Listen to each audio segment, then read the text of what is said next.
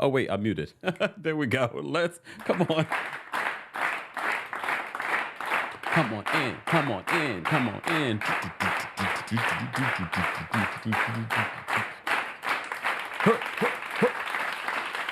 I'm hyping myself up for this live. What's going on, guys? Let me know if you guys can hear me. Let me know where you are watching from. This is our Tuesday takeover. This is where we cover a variety of reality TV news, and pop culture news. If you've taken a look at the thumbnail, so that is what Tuesday takeover is all about. And we will be posting the timestamps later for the replay crew, so that you guys can go to the hot topic that you want to watch.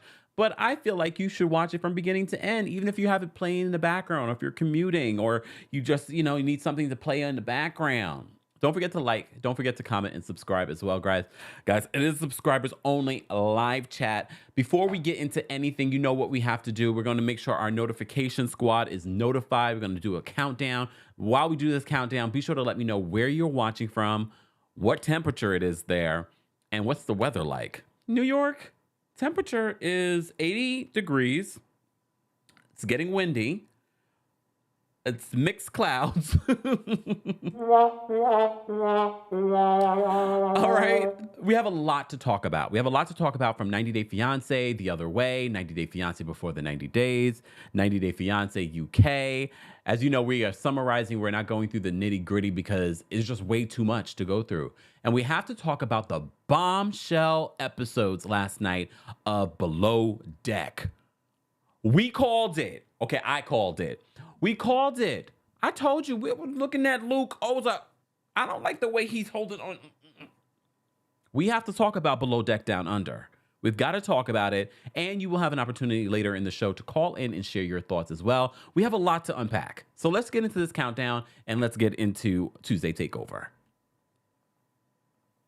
Baby, baby, won't you listen to me? I got that flavor. I know you're dying to feed. I ain't no dancer, just got some hip in my feet. Now throw your hands up. Ooh, you bring the lighter, I got the fuse. You make a fire, I'll add the fuel. Follow my lead, just watch your shoes. Gotta turn the heat up to get this cool.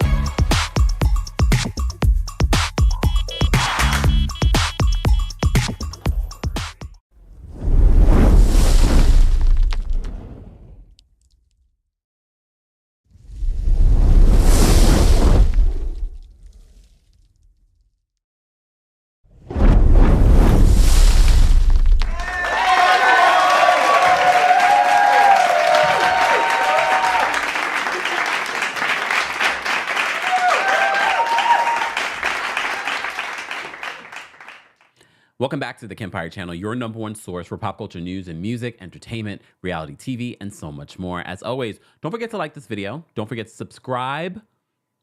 Don't forget to hit the notification bell.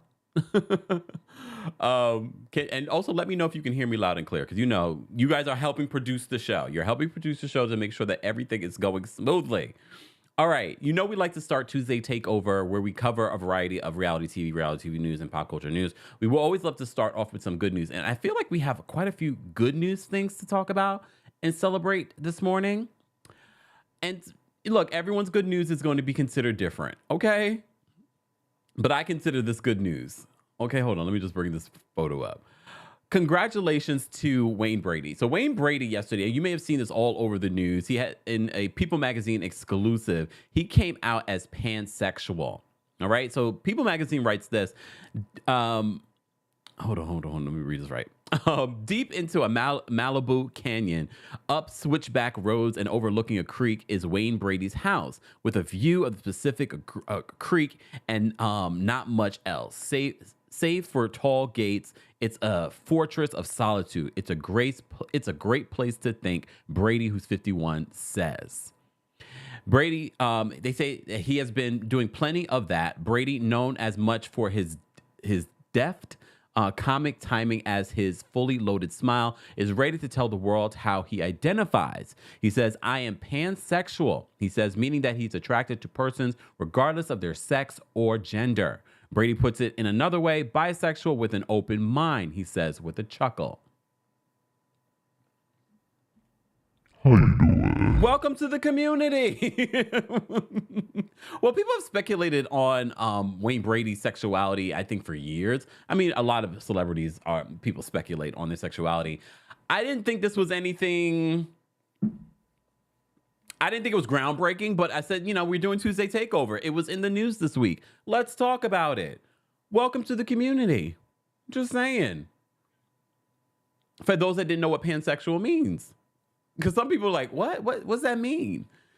I mean, he's attracted to a person regardless of their sex or gender. Okay. Diana says not shocked. I don't know. I'm definitely not shocked, but I'm at the same time, I'm not like, okay, good for you. Good for you.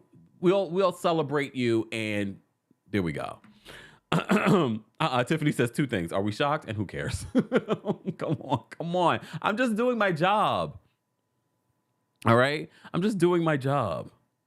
Letting you guys know what's been in the streets this week. All right. So congratulations to Wayne Brady. Well, you know what? Here's the thing. I know some people are like, why do we have to talk about someone coming out? Well, it's important.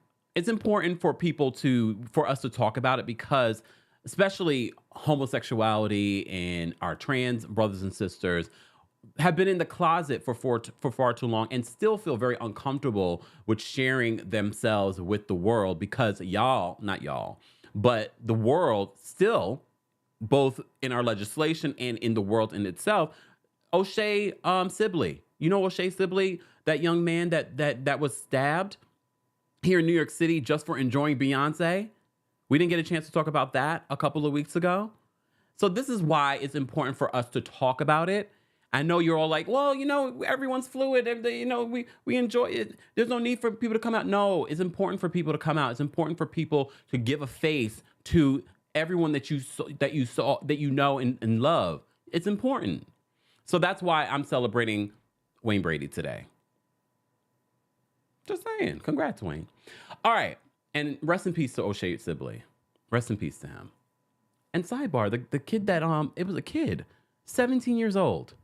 17 years old. That did it. Okay. Anyway, this is good news section. This is a good news section. All right. First of all, I wanted to start off. I get so sidetracked. Good news. Happy Independence Day, Jamaica. Happy Independence Day.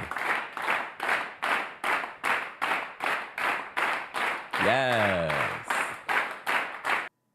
Happy Independence Day. That was on Sunday. It was, of course, officially celebrated yesterday.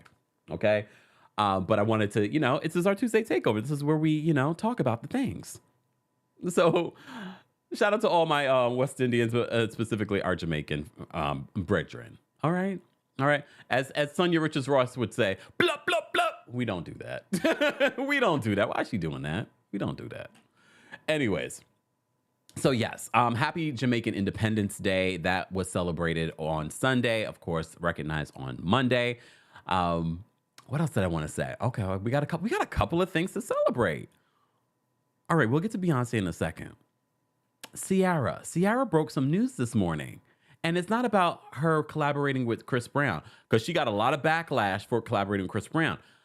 I think my thing is, if you're collaborating with Chris Brown, you're ready for the backlash, because you already seen the amount of people that have received backlash from working with Chris Brown. We're not going to delve into that.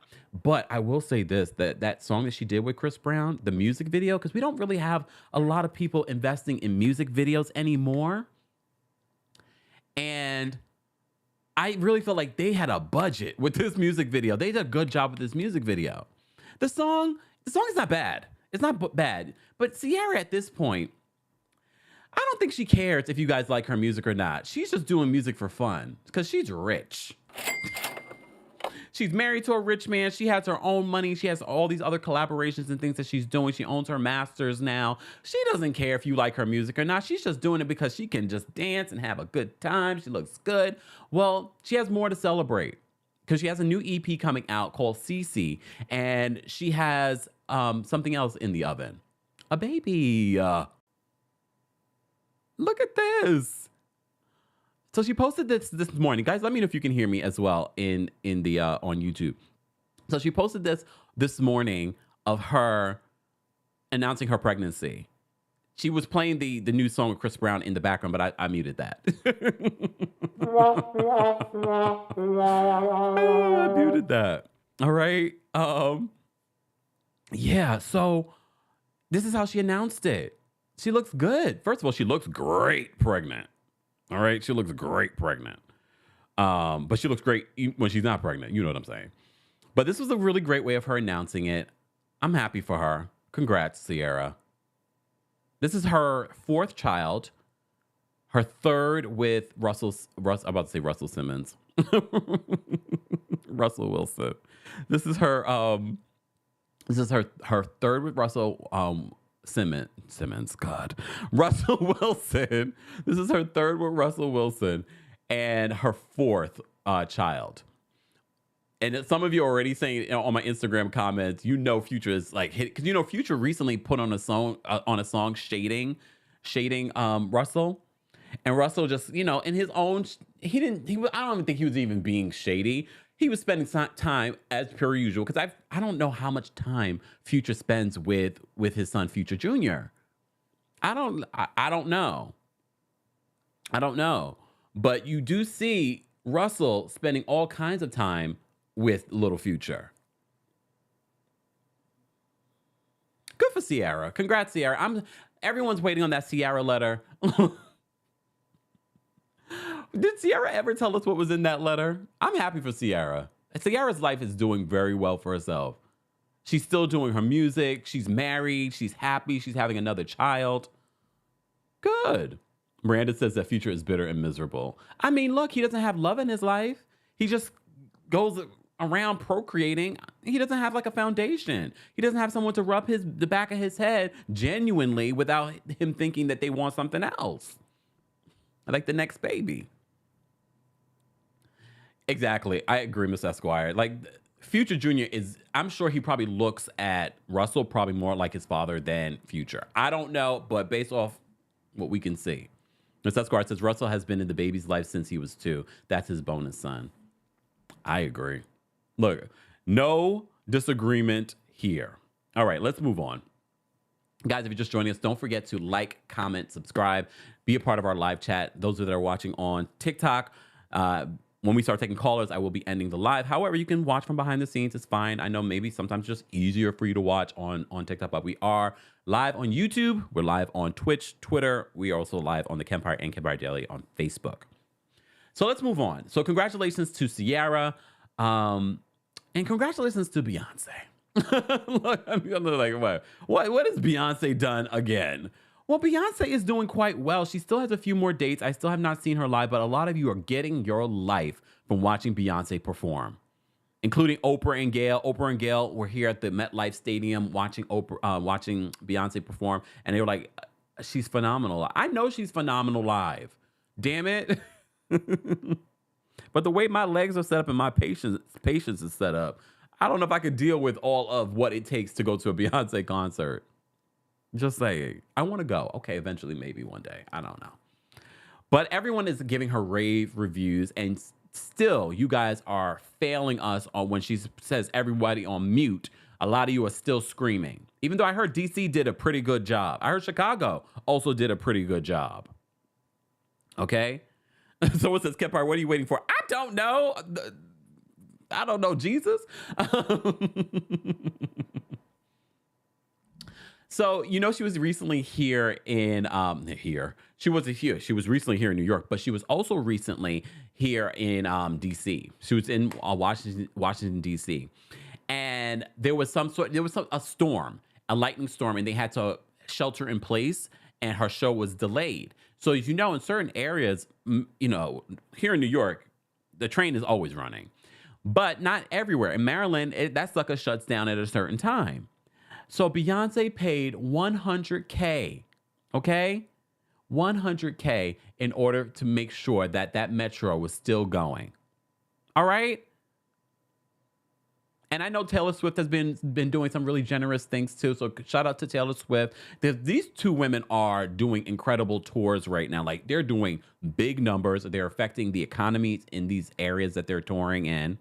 So congratulations to Beyonce. But not just that. Beyonce's sister, Solange, who never comes out the house, it feels like. So Solange posted this on social media, which I thought was so really, really, really cute. So she posted this, first of all, she said, "That's my sister, y'all." And then a bunch of emojis. She says, "Forever in awe." I love their relationship. I really love their relationship. But for me, it was this Instagram story that Solange posted about Blue Ivy. As you know, Blue Ivy has been performing on this tour, and she just gets better and better and better and better. So she says on her Instagram story, Solange says simply, "Address me as Blue's auntie only."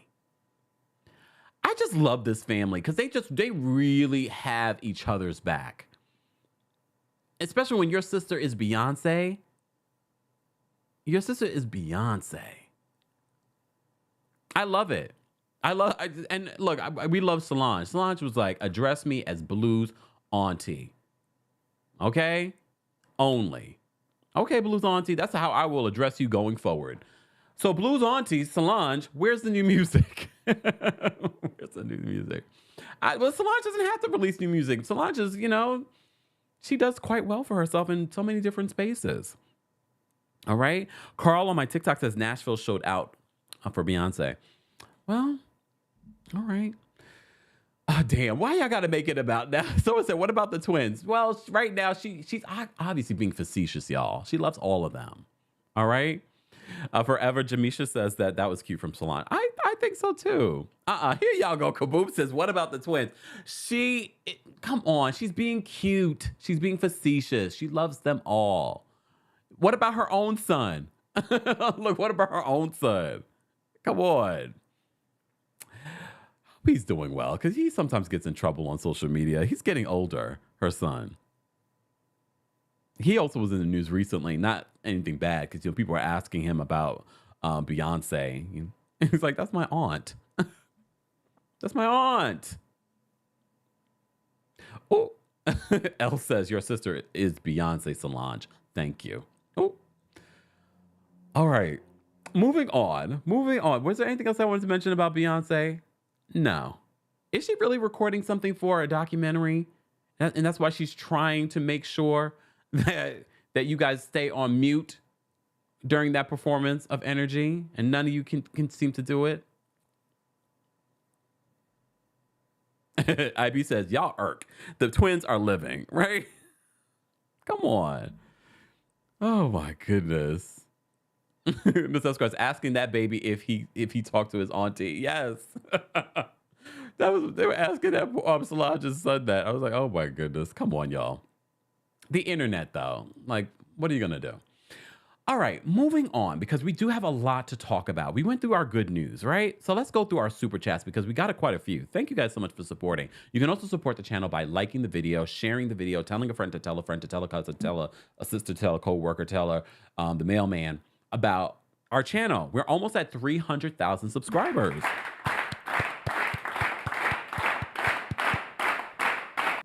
Someone said, didn't he have a child? No.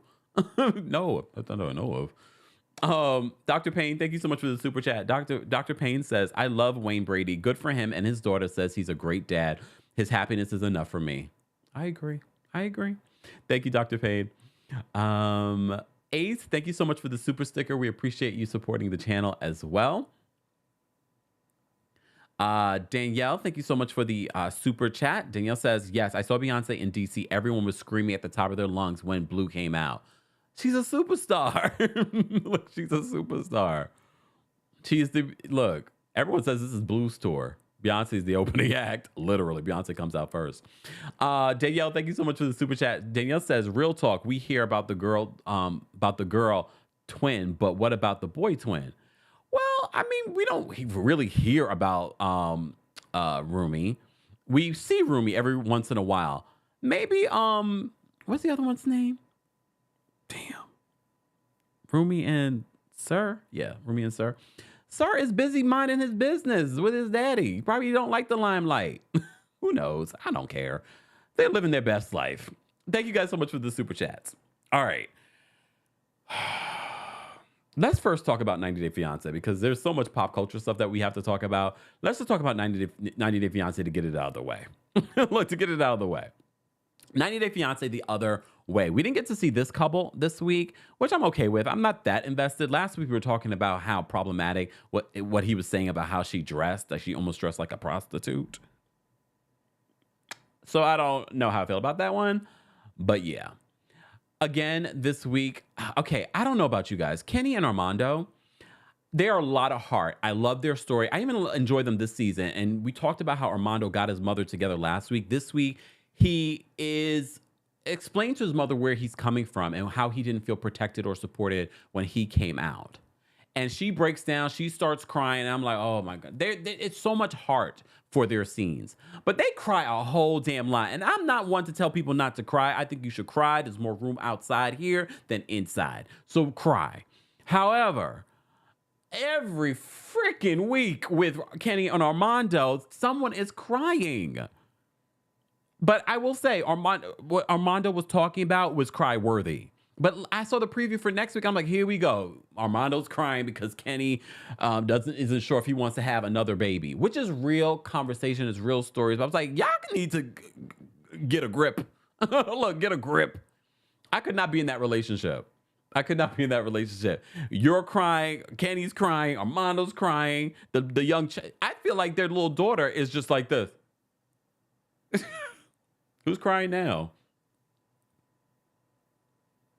But this week, the conversation that Armando had with his mom, I was like, this is a good conversation. But she says, she had a turnaround. She really had she had an aha moment in that conversation with him because she was just like, I love you. I don't want you to feel like you weren't supported. I don't want you to feel like that. And the fact that he thought about taking his life. Armando's story is very true. And this is why what I was saying earlier when we were talking about Wayne Brady, why it's important for people like Wayne Brady and people that are coming out the closet and us talking about stories like O'Shea Sibley, why it's important to have those conversations, because there are people with silent battles. There are people that are not telling you that they felt this way. He never told his mom that he felt that way. What if he had taken his life? She wouldn't have known. And this is why when we did Pride Month, we were celebrating the Trevor Project. They really help these teenagers that are coming out of the closet, that don't feel supported by their families, are homeless, that are on drugs, things like that. And they go on drugs because they are depressed. They are internalizing the hate that they're receiving from their family and from the world. So I appreciate it. I appreciate Armando and Kenny this season. However, all of this crying, look, all of this crying. All right, keep crying. Are they both water signs? I would not be shocked. Can we Google Schmoogle? Have we ever talked about that before?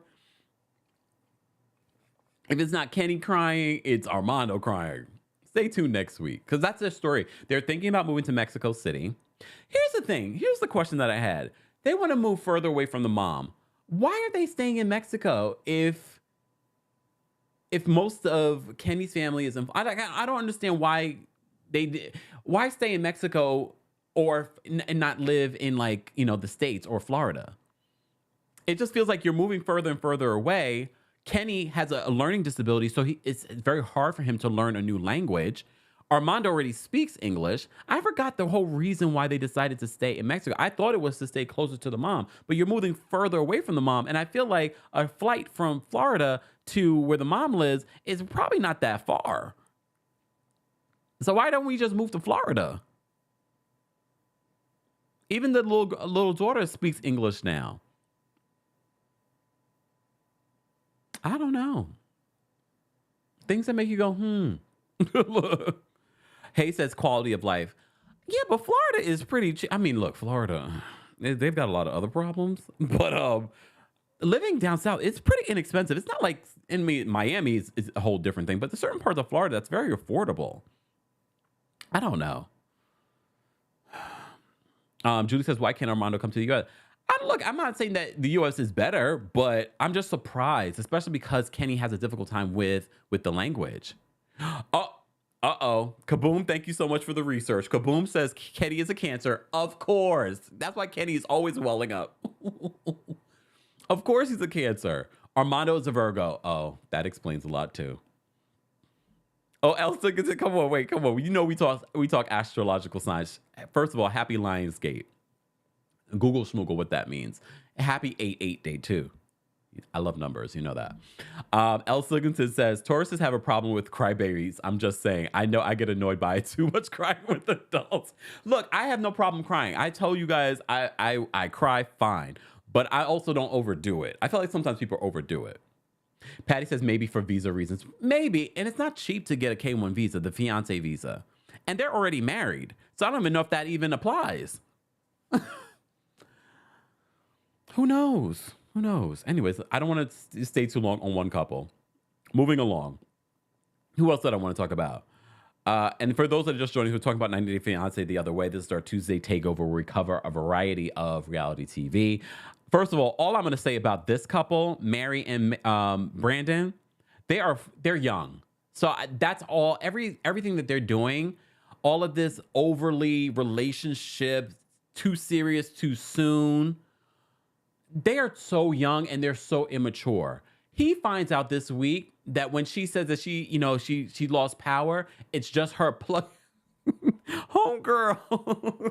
Homegirl is plugging out the Wi-Fi while he's asleep. And he's, because this couple, they were kind of strange. They're always on the FaceTime with each other, even when he's going to the bathroom. All right. So the friend, one of her friends throws her under the bus. She's like, did she tell you that she plugs the Wi-Fi so she can plug the Wi-Fi out so she can hang out with us?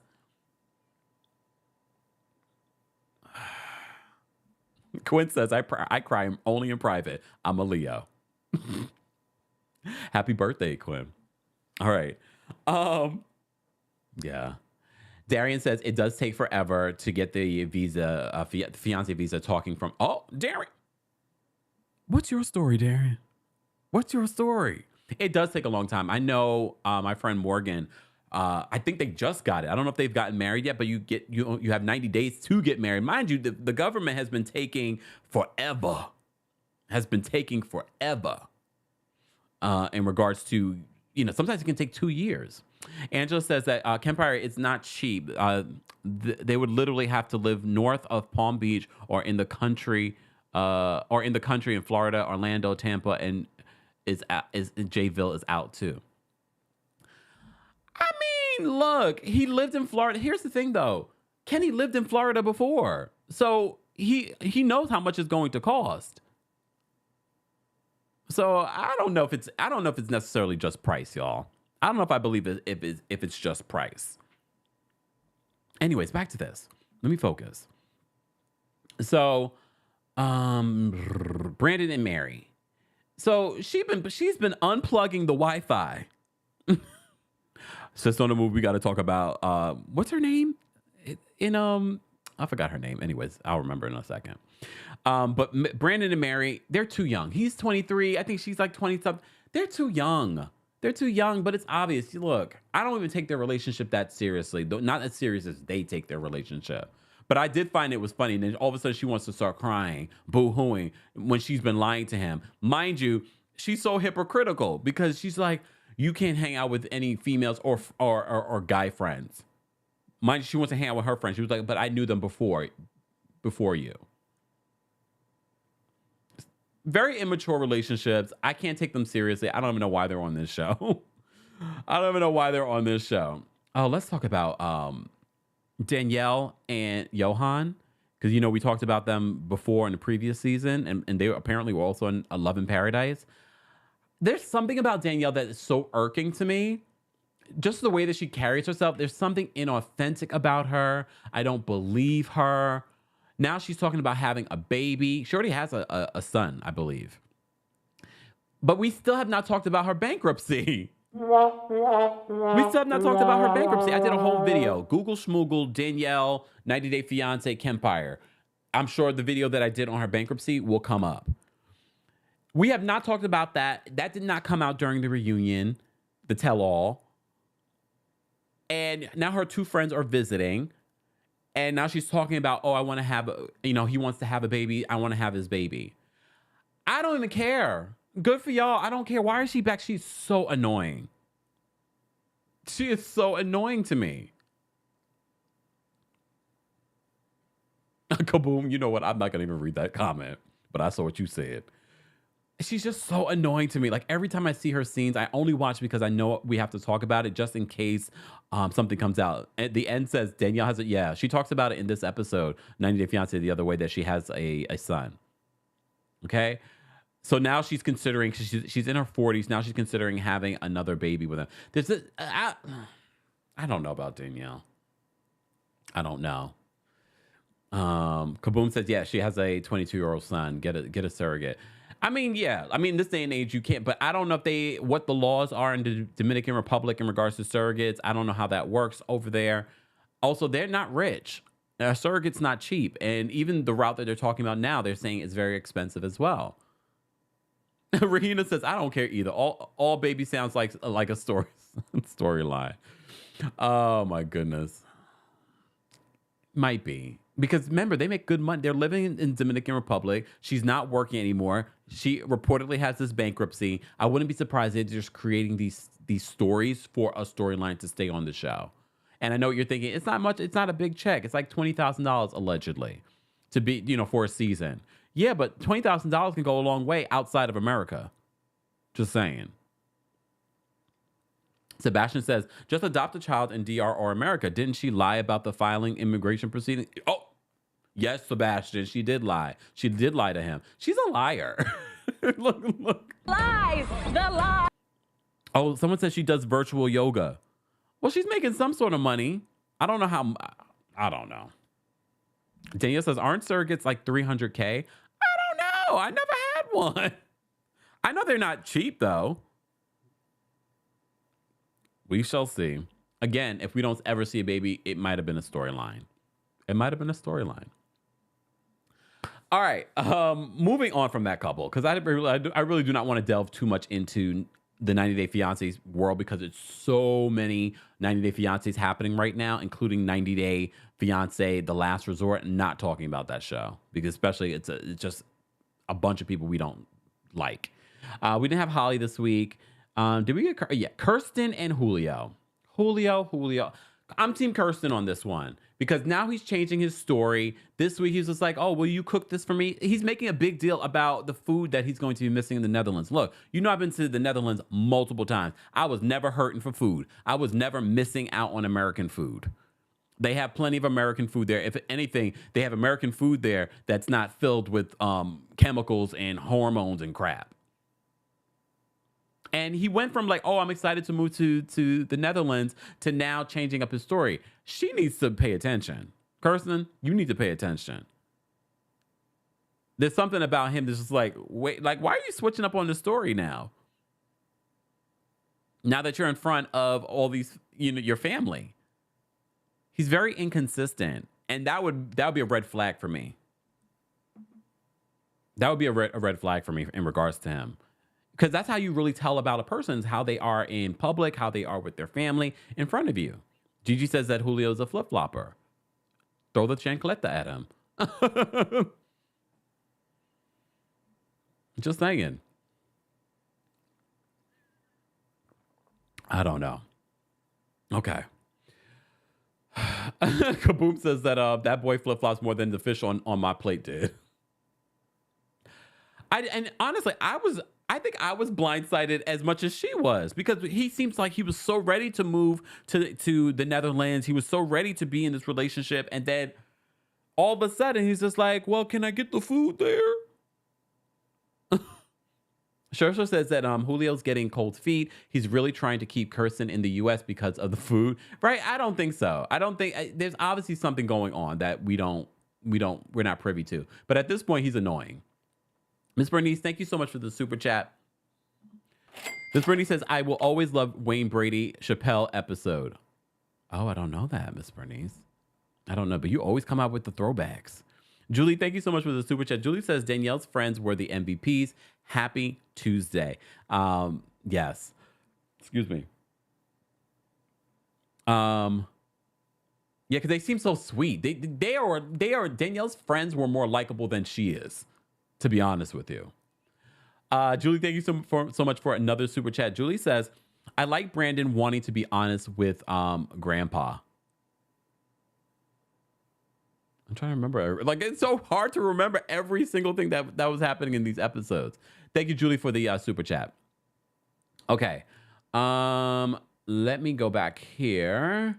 Who else did I want to talk about in this? Oh, this couple. I know his name is TJ, and I literally forgot her name. She's clairvoyant, but there's something about her energy and their energy as a couple. They're in India. Their energy as a couple is off. And I'm sure if TJ went to his guru over there, because that's very part of Indian culture. It's very important to follow certain things, do certain things on certain days. I'm sure if he went to his guru about this woman, they would probably like, no, do not. It's not auspicious to marry her.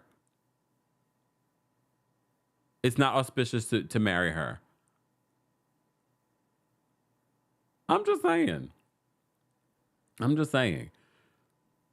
There's something about their energy, and when they fight, it gets really ugly. His brother called her stupid. But then I was watching Pillow Talk, and Submit was like, we use stupid like you guys use certain cuss words. And I was like, that don't make it right. Look, that don't make it right, but that's good to know. Kimberly, thank you so much, Sure. So I couldn't remember. I knew it, and then I lost it. Kimberly and TJ are a hot mess.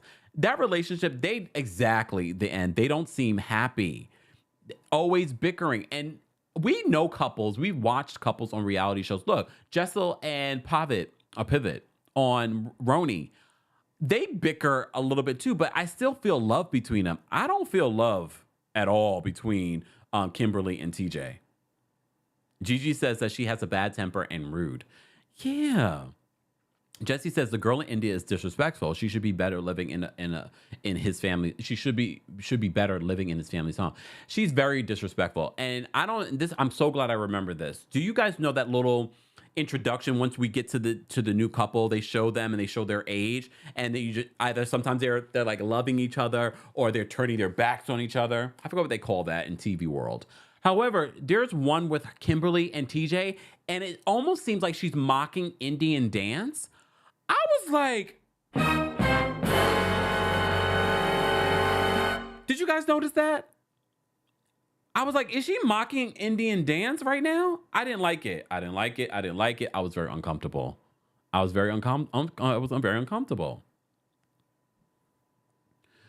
All right. Danielle says that notice that Kimberly has a really hard time smiling. You know she is miserable. Yeah. Anyways, moving on. Hold on. Let me address this. Gay gossip. Why does the fact that it rained at one of Beyonce's show constitute a news story? Laughing out loud. With the name gay gossip, you should know. How you doing? Okay. Just saying. And it wasn't about Beyonce raining at Beyonce concert. It was about how Beyonce paid $100,000 to make sure that her concert goers were able to get home. That's what the story was about. Don't come for me unless I send for you.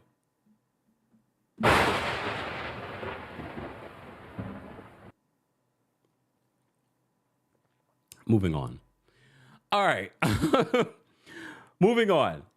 I'm going to move on to, because did I miss anyone from 90 Day Fiancé the other way? I don't think so. And I don't care if I didn't. Okay. Okay, 90 Day Fiancé before the 90 days. 90 Day Fiancé before the 90 days. Okay. This couple, Rosvin and Amanda. Rosvin and Amanda, she clearly needs time to heal. She's not ready for the relationship. The preview for next week, he's bawling. I believe that he really is into Amanda. I think that he really cares for Amanda. All right? But I don't think she's ready for a relationship. This week, she met one of his friends, and the friend was sort of like, just like grilling her. I don't know about this relationship. I originally thought, okay, maybe they could work out, but she lost her husband. She lost her husband. I don't remember the timeline, but it wasn't that long ago. And she has 2 young kids. So I understand her hesitation. But that also means, though, Amanda, you don't get in a relationship if you're not ready. You don't head on over to Romania and get into a relationship if you're not ready.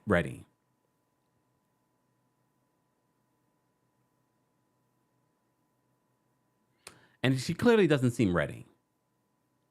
But I still like her. I'm so glad we didn't see this couple this week, Riley and Violet. Thank you. But you know who we have to talk about.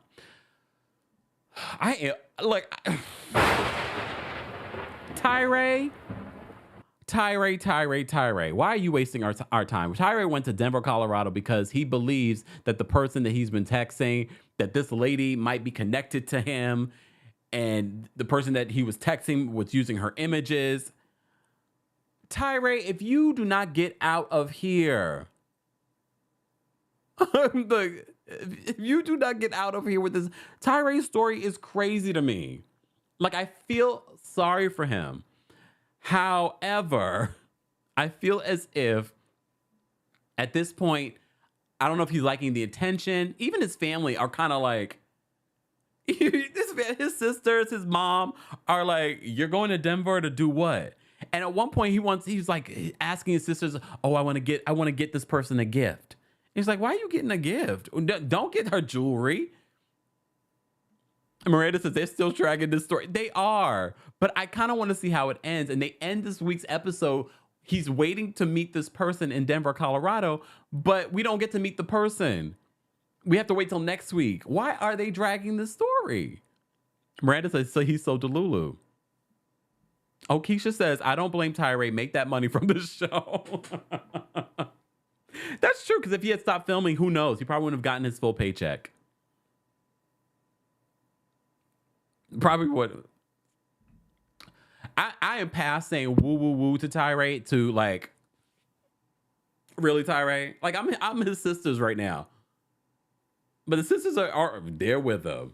They're there with him. Look, they got his back. His mother was just like, what are you doing? What are you doing, Tyree? All right, let's move on, because I want to get to certain people before we are done with Tyree. All right, Jasmine and Gino, just when they are having a good time, finally having good sex, Jasmine and Gino, of course, it only takes a hot second before these two turn on each other and they're fighting. And now she's concerned with how his family thinks about her, thinks that she's just a gold digger.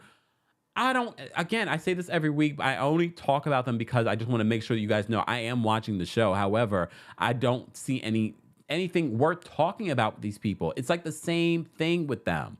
They're talking about sex, having sex. They're talking about fight. She's fighting. She's the epitome of this. Jasmine. I'm just like, what are we doing this week? It's the same hamster wheel of a situation with Jasmine and Gino. I don't care. And I think they're both in on it for television, for money. I don't know. But it doesn't feel authentic. It doesn't feel weird. He always feels like he's scared of her. I mean, I get it. She's kind of scary. Look, she's kind of, look. She, do you see in her eyes? Something's not right. Look, something's not right. Okay, how do you guys feel about Christian and Chloe and what went down? Apparently they were intimate. She said that they had sex. He says they only went, they didn't go all the way. And that, she found that out later and it really annoyed her. It really made her upset. He says that he didn't want to, tell all their business. Do you guys think that he's just uncomfortable with the fact that, Chloe is trans, for those that don't know? Chloe's trans. Chloe also has autism. But do you feel like he's somewhat embarrassed because of that? But I don't. Here's the thing. If he was really embarrassed, would he have said that they hooked up at all? You know what I mean? It would have been different for me if he said, no, we never hooked up. No, that didn't happen. He admitted that they did hook up. He just didn't say that they all the way. And everyone's all the way is different. So I wonder if Chloe's all the way is the same as his all the way. I do feel like he's still on. I still think that he's uncomfortable with their relationship. I think he sees them just as a friendship. You know what I mean? Let me see. Sebastian says that yes, I feel that he's uncomfortable. Yeah. This is true. Kaboom says it's stupid to lie when the producers are going to find out eventually. It is. Julie, thank you so much for another super chat. Julie says, Amanda, please leave. Every excuse, go heal. Yeah, I think she needs therapy, which rightfully so. She's been through a lot. She's definitely been through a lot in such a short period of time. I don't think, and now someone said that Razvan is sort of like her rebound. Julie, thank you for another super chat. Julie says, I just can't with Jasmine and her fire hydrant description.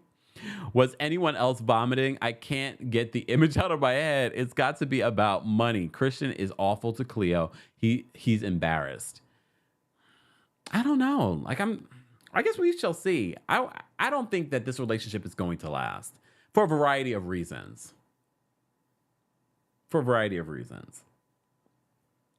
All right. Who else did I want to talk about from 90 Day Fiancé before the 90 days? Statler and Dempsey. Look, you know I have a thing for Statler because she makes me laugh. So Statler and Dempsey, they meet Dempsey's father. And Dempsey's father's like, you guys are moving way too fast, because Dempsey is why did Statler tell the father before she told Dempsey about moving in with Dempsey? I like Dempsey, and I can see why Dempsey might like Statler, because Statler is funny. You know what I mean? And Statler's cute. She's a cute girl. But at the same time, she's like, I only have a month left on my lease, and I'm thinking I'll move in with you. Oh, wait a minute. This is too soon. Too quick. But I also think, although I do find Statler funny, I also feel like there's a little bit of a tick. You get what I'm saying? There might be something a little off. I'm not sure what it is. But I think she is moving too quickly. And she did this before. She had a previous person that she was dating in England, and that person says, I feel like we're moving too fast, and ended things. So I think this might be a thing that Statler does. Statler probably moves a little too quickly. You know what, Maribel, Bella, I am not going to repeat what you said on my TikTok chat. I thought it, though. Look, I thought it, though. Julie says that Statler blew it by telling the father. Kaboom says they're cute, but Statler's a stage 10 clinger.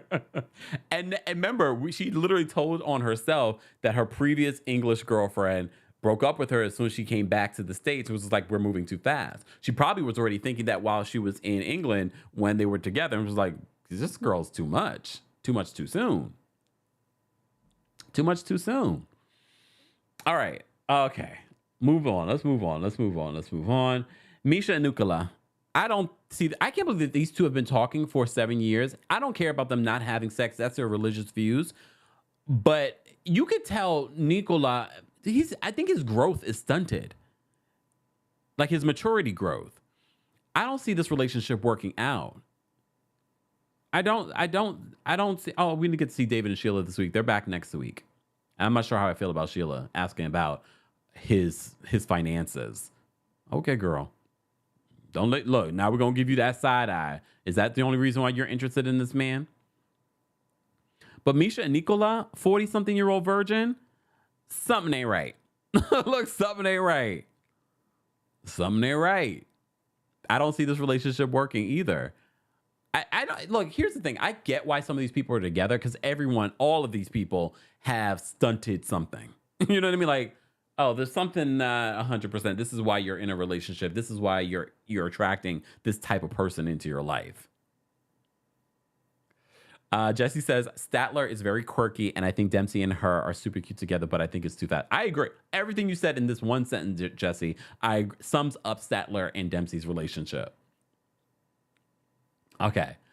Let me see something here. Oh, I forgot to talk about 90 Day Fiancé UK. Guys, you're just joining us. This is our Tuesday takeover. This is where we catch up on some of the reality TV shows that we don't get to talk about and pop culture news that we don't get to talk about. We have almost 800 people in the building here for our recaps of this pop culture and reality TV space. So stay tuned. We still have a lot more to cover. So let me move on. All right. Was there anyone else in this cast that I wanted to talk about? No.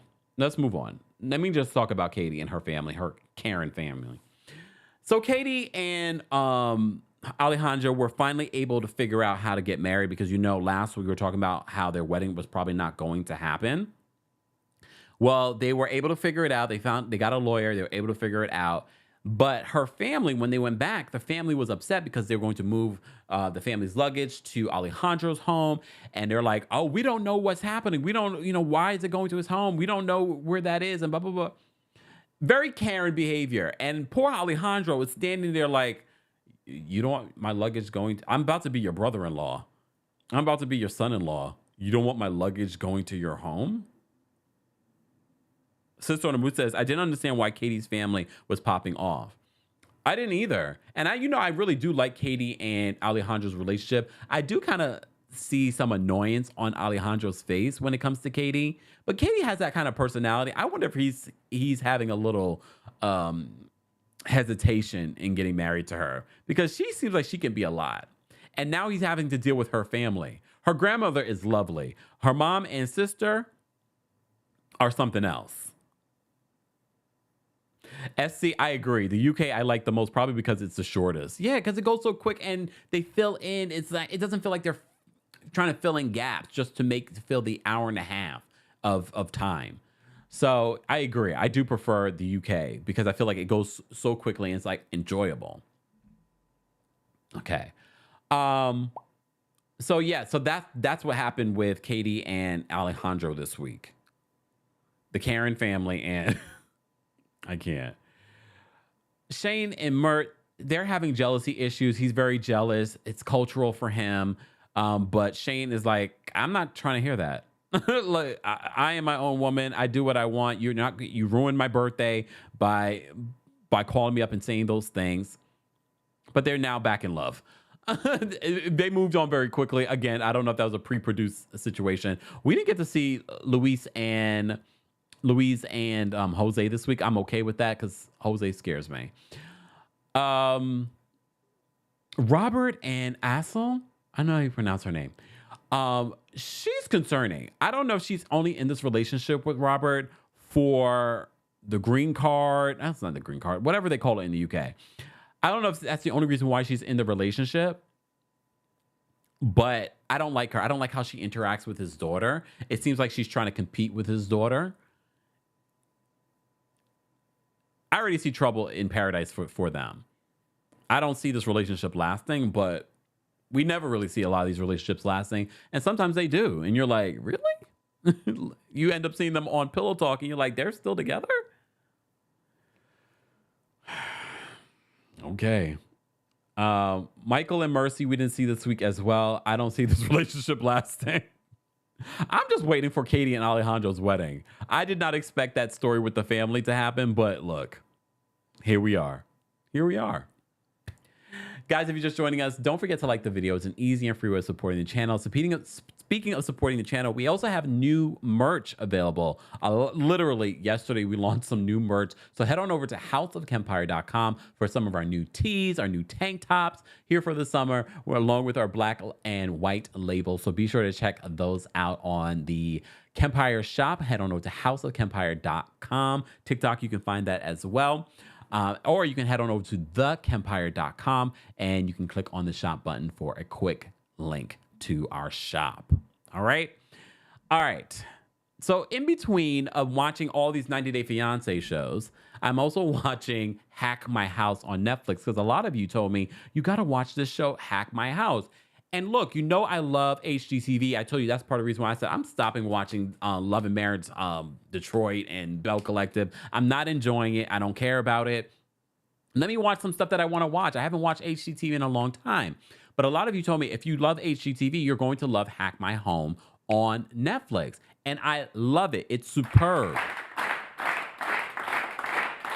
Here's how it's different. I am not watching 90 Day Fiancé The Last Resort just because I don't like those people. It's going to be 4 storylines.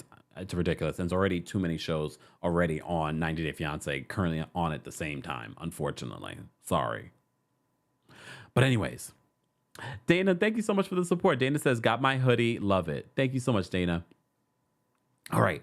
Hack My Home. So for those, it is sort of like an HGTV show where they come in and they renovate someone's home. But no, we were just talking about this on Roni last night where Erin, she helps wealthy people make the sensible decisions, resellable, adds value renovations to their home. That's basically kind of the idea, but not necessarily, because they're not focused on the resale of a home. They're focused on the efficiency that works for this particular family. And they work with a bunch of different families in each episode. And one of my favorite episodes was the Dome House. Hold on. Let me see if I can pull that up. This house right here that has a dome. So the grandparents, they had taken in their grandchildren, like 4 granddaughters.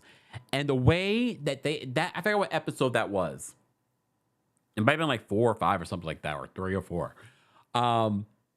The way that they do this, so literally, they are always coming up with hacks to make the home work for the family and to make it efficient. So they take this loft where the girls were staying and they literally they make little pods for each girl. So they have their own little pod along with a little television in the middle of the room. They make this whole shower system and vanity area and a closet. Let me tell you something. This show is unlike any other renovation show that you've ever seen.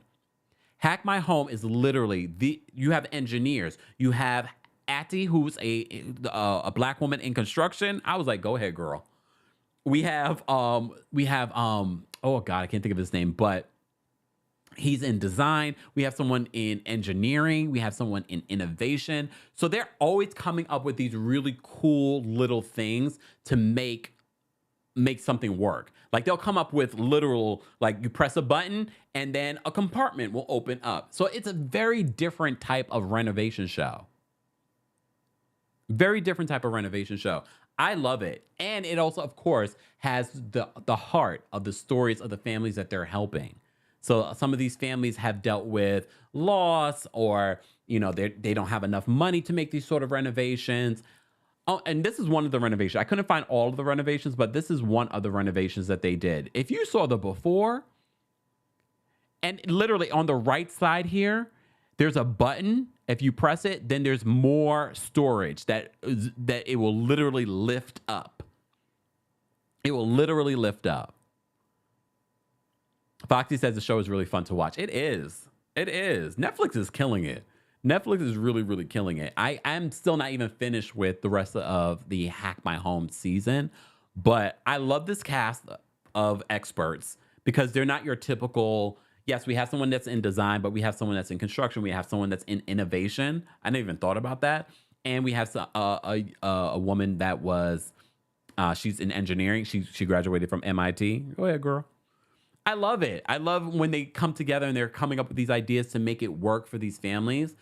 So you get the family story, you get them designing in order to equip for the family.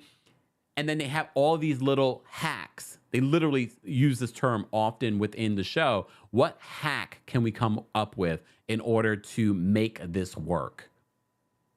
Sidebar. One of the homes that they did for this lesbian couple, that they did not that home, but they made this renovation in the kitchen, and they also painted outside. And I was like, why didn't they paint the rest of the house? They painted like one side of the house. I guess the street, the side that's seen by the street. But I was like, why didn't they just finish painting the rest? I guess it doesn't matter. I mean, they already put in a lot of money and time into some of the renovations that they did inside the homes. But yeah, so I love the show. I'm still not finished with watching the show, but it's called Hack My Home on Netflix. On Netflix. Hold on, y'all. Let me turn off my notifications. That means I've been live for over an hour now. Been on live for over an hour, guys. This is our Tuesday takeover. As always, don't forget to like, comment, and subscribe if you're part of the replay crew. Be sure to let us know your thoughts. Moving on to some pop culture news. So this morning we posted a video talking about Tory Lanez being sentenced. Today we probably will have a better idea at how much time Tory Lanez will be facing. But yesterday there were a lot of stories coming out. First, Iggy Azaelia had written, she was one of 70 plus people that wrote a character letter for Tory Lanez. She then received a lot of backlash for it. And what was it she said? Hold on. I'll post it up here, y'all. Let me show y'all what she said. She then posted on social media her reasoning for the letter that she posted, that she gave to the judge. And basically she was like, she didn't have any idea that this would be made public. She thought that this was going to be undercover. She was just doing a character letter, but no, it was made public. And then she wrote the different reasons why she did it. She made it seem like she was in for prison reform. You remember there were rumors about her and Tory possibly dating. Then there were talks about he was going to produce her next album.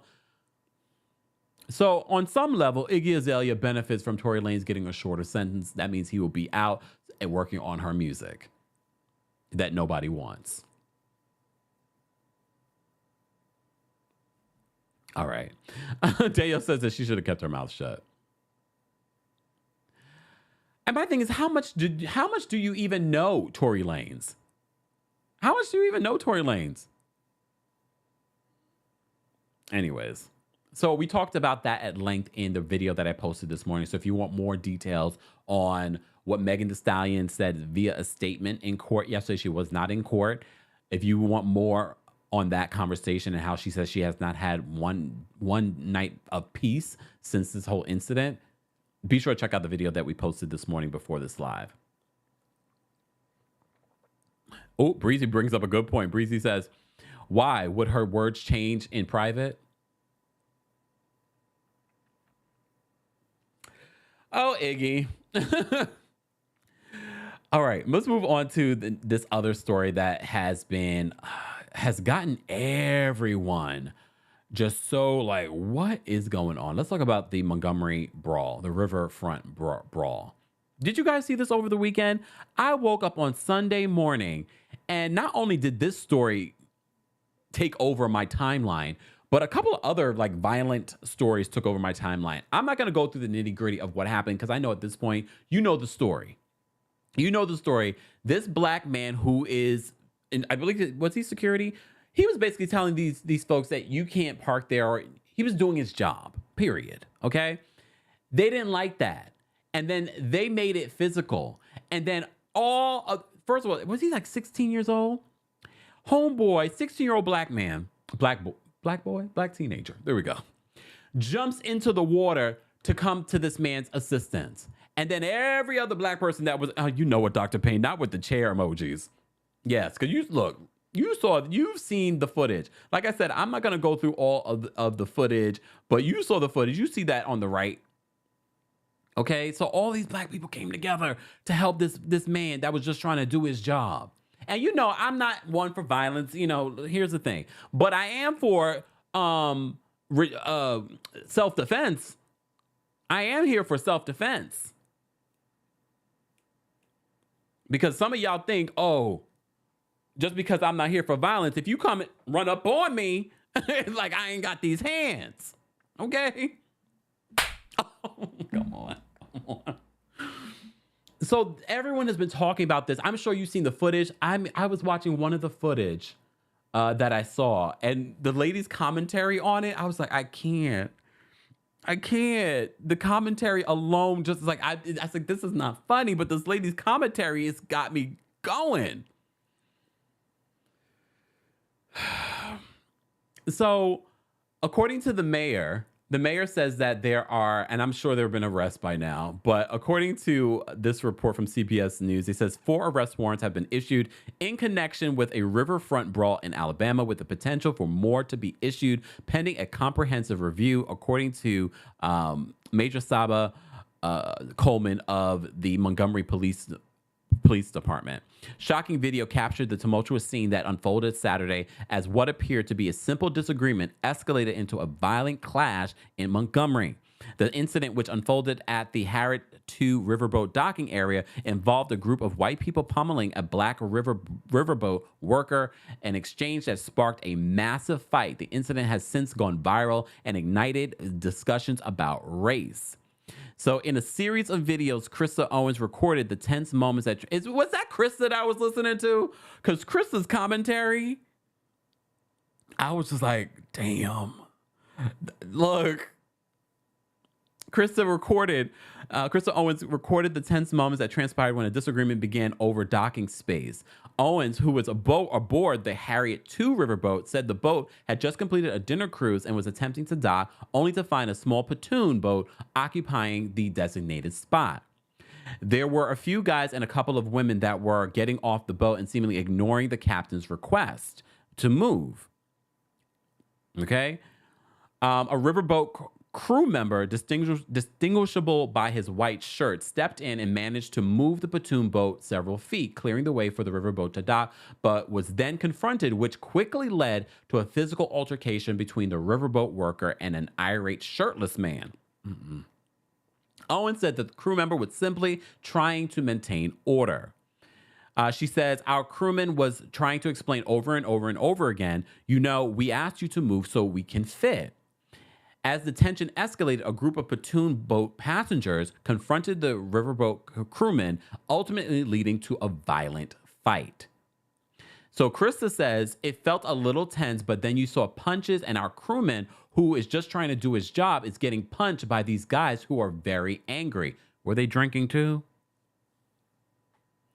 So amid the chaos, a separate video showed other riverboat passengers rushing to the scene, some even swimming.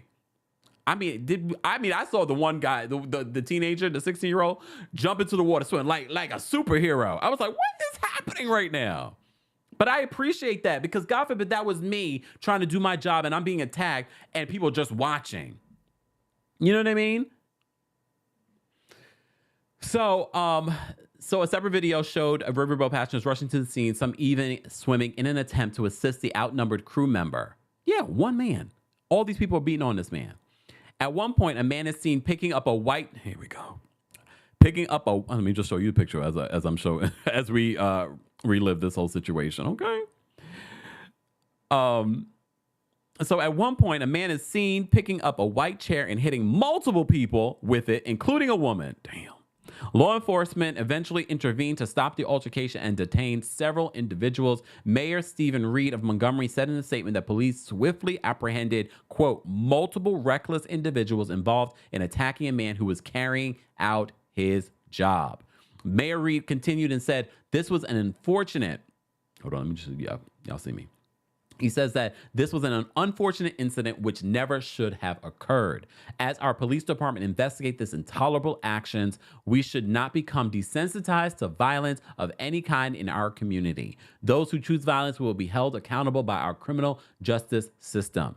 Reed said police will be holding a briefing today to provide an update on the situation. Look, shout out to all those people that came to that man's defense. As I said to you guys before, I'm not one for violence, but I am one for self-defense. And if I'm out in the street and somebody is beating down on me, I'll be happy. And look, anybody to come to my defense, but when my people come to my defense, just saying.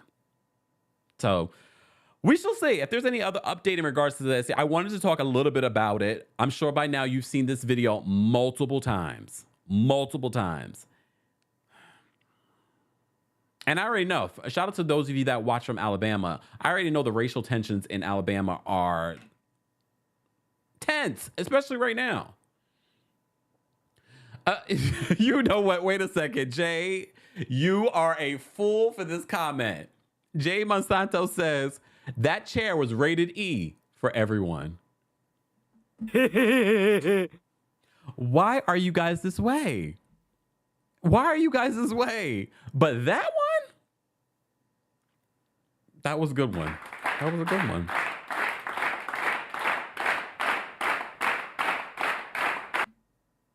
Just saying. All right. right, let's move on. Where do I want to go? Okay, I'll briefly talk about this and then we can talk about Bethenny because we have a lot to talk about. It's already almost 2:00, y'all.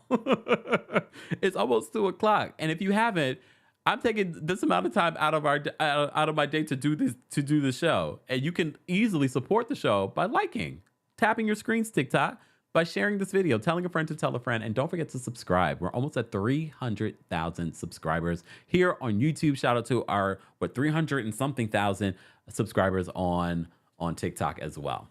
All right. Okay. Let me say, Norma, thank you so much for the super chat. Norma says slaves were sold on that dock. Ancestors said enough. Well. Thank you so much, Norma, for the super chat. All right.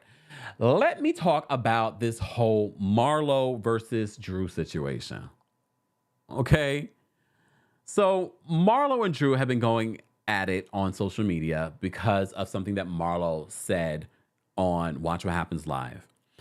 So Drew posted this on her Instagram and on her Twitter in regards to Marlo body shaming her. You made fun of Drew's body when you've gotten lipo. Well, because Drew has Drop It by Drew, which is for your body. And I feel if you have a Drop It by Drew or body consultant business, your body should be banging. She should go get lipo. Dorit's accent on Twitter said, Bryn, which... Here's the thing, y'all. Here's the thing. When I first saw Drew's statement, I was like, what is Drew talking about? Because I hadn't seen Watch What Happens Live. So Drew posted this on her social media. She says, I'm sitting here in disbelief that Marlo Hampton would attack me by body shaming and attacking my weight at this crucial time in my life. Being a parent, going through a public divorce, public humiliation, and just dealing with stressful emotional issues. Clearly attacking me won't get you very far. If you feel this way about me at this size, I can only imagine what you think about women of all sizes who have weight challenges, illnesses, or eating disorders due to comments like yours. All I can say is shame on you, Marlo Hampton. So initially when I first saw this, I was like, what is Drew talking about? Because I hadn't seen Watch What Happens Live. And I was like, is she talking about what Marlo said on the show? I was like, oh, okay, this is a reach. This is a reach, Drew. But no, she's talking about what Marlo said on Watch What Happens Live. All right. So Marlo had a response on social media saying this to Drew, adding Drew, saying, Drew, you have gone around stating bold-faced lies about me for almost a year now. Anyone who knows me knows how anti-drug I am. So many members of my family suffer from substance abuse issues to this day. When I was a child, I vowed to stay away from drugs. I hardly like taking pain pills after getting dental work done. I have watched you assassinate my character all season. Your words have been absolutely disgusting to and about me this past year. Stop it. I laughed to mask the pain. Here's the thing. I feel like both of them. I feel like both of them are reaching here and they're taking it to social media to help bring the ratings up for Real Housewives of Atlanta. The ratings aren't bad, but to help bring them up. I'm not interested in this battle between them. I did not like what Marlo said about what she's constantly saying about Drew's body and what some of y'all are saying on social media about Drew's body. This is part of the reason why I just saw a headline before this live that Raven-Symoné said that she had liposuction and 2 breast reductions before the age of 18. And I'm sure a lot of that comes from the industry, what people are saying online, what people are saying in media and things like that about people's bodies. Look, we all have at some point said things. Hopefully we can all learn and grow from moments like this, but I'm tired of it. I'm tired of us talking about people's bodies. It's ridiculous. And I'm tired of both of these individuals trying to use the fan bases to rile up the fan bases to get their support. Because I feel like that's exactly what they were doing in that instance, especially with the verbiage that both Marlo and Drew were doing. They're trying to get the Bravo universe riled up. Oh, yeah, you body shaming. No. All right. Ooh, Micah says her father suggested it. Lord have mercy. All right. Where do I want to go next? Oh, I know what I want to go next. We were just talking about Real Housewives. So let's talk about this one. Let's talk about Bethenny Frankel. Lord have mercy. Bethenny. So Bethenny Frankel is back in the news. So, this week we posted, this last week, we posted about this legal letter that was sent to Bravo. So Bravo and NBC Universal. They're facing new allegations about mistreatment and about, there's a few different things we've talked about. I want to go through all of what was said in this legal letter. It's not a lawsuit yet. It could be a lawsuit. It could not be a lawsuit. Well, we also found out that Bethenny Frankel was the person behind getting all of these things together. She's not the only one making these allegations in the lawsuit, though. There are at least, she said, 80 people that have reached out to her. And according to Brian Friedman, the attorney, he says that they've spoken to at least 50 people that are making these accusations, which is so interesting. The timing of the video that we watched, the episode of Below Deck that we watched. We'll talk about that in a second. So let me just play for you Bethenny's original video. For those of you who are criticizing the whole Bravo, NBC, and reality reckoning moment that's happening overall, come at me, bro. Because I was the Bravo darling. And I did come out the most successful of all. And I did leave twice. And I have been asked back multiple times. And I was a part of the machine. And I was a leader of the pack. And I did participate in a lot of things that I'm not proud of. But I can explain it to you. I can't understand it for you. And the blinders are off. And I do know it all. And the entire Bravo sphere is mentioning it all.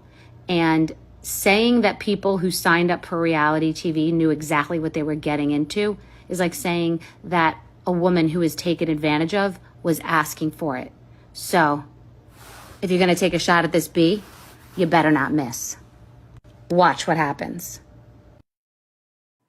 So that was her original video. She's now deleted that video. Shout out to our friends over at Bravo Snark Side on Instagram and on Twitter. Luckily, they captured that video. So she then posted this new video. So you watch that one, now watch this one. Many of you will say that I don't owe you an explanation for this reality reckoning, but I would like to give one anyway. So there are people who say that I've been very successful as a result of this medium. That is entirely true. Most of the work was done myself, and I certainly have taken many, many hits as a result, and I've been significantly more successful since I left. And there have been hundreds of people who have gone through this machine and not been as successful as I have in all areas of business and philanthropy. So I would have gotten somewhere on my own, and I definitely helped the medium be successful too. A different level of person and goal set came through since I paved the way. Some of you say that people overall sign up for this and they get what they deserve. So this entire systemic change and systematic problem is not just about talent, and it's not about people who've made millions of dollars. It's about production. It's about people that are weak and who have been abused and discarded. It's about manipulative contracts. It's about an entire sphere and space in entertainment that has gotten away with manipulation and exploitation without compensation. I am one person who has had my content all over the world without me even realizing the arms and legs of it, without being compensated. That's one micro aspect of this entire issue. It's workplace conditions. It's everything from sexual exploitation, from race. We have learned so much since Me Too and Black Lives Matter, and it being 2023 and just having so much information at our fingertips that the same things that people used to get away with in those areas, people don't get away with anymore. And reality TV is a shining, glaring example of that. It is the wild, wild west, and people do exactly what they want because there is no union, because there are no rules, because it is a faulty environment, and there has been no governor, no principal, no one in charge to say, this cannot be correct. I have seen it. Everyone on reality television has experienced it, and you cannot know what it's like until you've gone through. And it's over now. It will never be the same, because the things that people and money and power and these giant multi-billion-dollar corporations have gotten away with, you will soon understand. It will give you clarity, and you will realize that it's a massive, massive problem and a reckoning that is well deserved. It's cool till it's not, and it literally is over. There's a reason why I left and have not gone back. So, we've talked about this at length at this point. However, I wanted to talk about this more because obviously she's been receiving a lot of comments and a lot of backlash since it's come out that she's the one behind this legal letter and her rallying the troops. So she's also been talking about possibly having some sort of union for reality stars. And I know some people are like, a reunion for reality stars, that's never going to work, because there will always be some young ingenue that wants to be a star. Okay? Here's the thing. And I see a lot of you saying this in the comments, like, it's the wrong messenger. Is it the wrong messenger if she's the one who actually can maybe get some change done? I get it. You may not like Bethenny, but what is she saying? Is what she's saying wrong? No. This is part of why actors and writers are striking right now. Unfair treatment from these same networks that are going to now turn to reality TV and these reality TV stars and people that aren't famous yet and use them so that they don't have to make the agreements that they want with these writers and actors. So for me, and what I'm seeing she's talking about, and look, what she's talking about, the terms and things like that, that's all going to have to be fine-tuned and figured out. It's not perfect. It's just now all of a sudden coming together. And you can feel how you feel about Bethenny, but you could also understand that what these networks are doing, what these streaming platforms are doing, obviously, if they're mistreating writers and actors, they are obviously going to be mistreating reality TV personalities. So do I think a union might come out of this? Maybe not. But I do believe that this could also mean changes in regards to the contracts that these reality TV stars sign. And I do believe some of the more established reality TV stars, especially on Real Housewives, if they say, oh, we're striking, we're not going to film. But this is also a reminder that a lot of those folks that you think are filthy rich aren't really filthy rich, so they can't really say, oh, I'm not going to film, I'm not going to get paid. But if they were to put a sort of wrench in, oh, we're going to go to reality TV come the fall, if they were to do like, oh, no, we're not, like Real Housewives of Beverly Hills, if they say we're not going to promote, but it's in their contract, but there's no union to protect them, so they could end up being sued. So do you see what I'm saying? There's this cycle. Obviously, we've said this when we heard about the writers and actor strike happening. Oh, that means a lot more reality TV is going to happen. But that doesn't help actors and writers. It's just now a crutch for the networks to lean on in order for the actors and writers to continue to suffer and not get paid what they are owed. So you can have your feelings about how you feel about reality personalities. They're not real stars and da-da. Yes. However, they are still providing a service. A lot of these people that you've been watching for decades, Nene Leakes, that you've been watching for decades, Nene doesn't get any sort of residuals off of shows that you're still watching and rewatching and showing and posting and things like that. So I believe the conversation that Bethenny is bringing up, no matter how you feel about her, is necessary, is important. We should be talking about it because we already know what these networks are doing. These networks already, these networks and streaming platforms, what they're doing to the writers and actors that are on strike around this country, the things that they're trying to do to make their lives harder should be illegal. So if they're doing that to their actors and the writers, the people that are higher on the totem pole than reality personalities, what do you think they're doing to these reality personalities? Literally, we just did a video yesterday talking about Lizzo. This is a perfect segue into the whole Lizzo situation. We just did a video yesterday talking about Lizzo. And she has more allegations coming out against her. This artist that was trying to be a part of the Watch Out for the Big Girls season.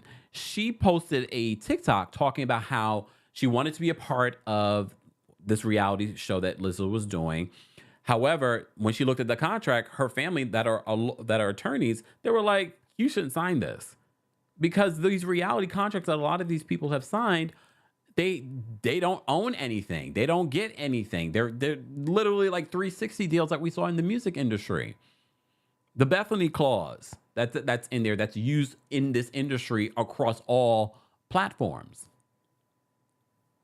So literally with the Lizzo situation, so this artist who was a part of it, she's like, "I'm not going to do it." My family that are attorneys that were saying like, "No, you shouldn't do it."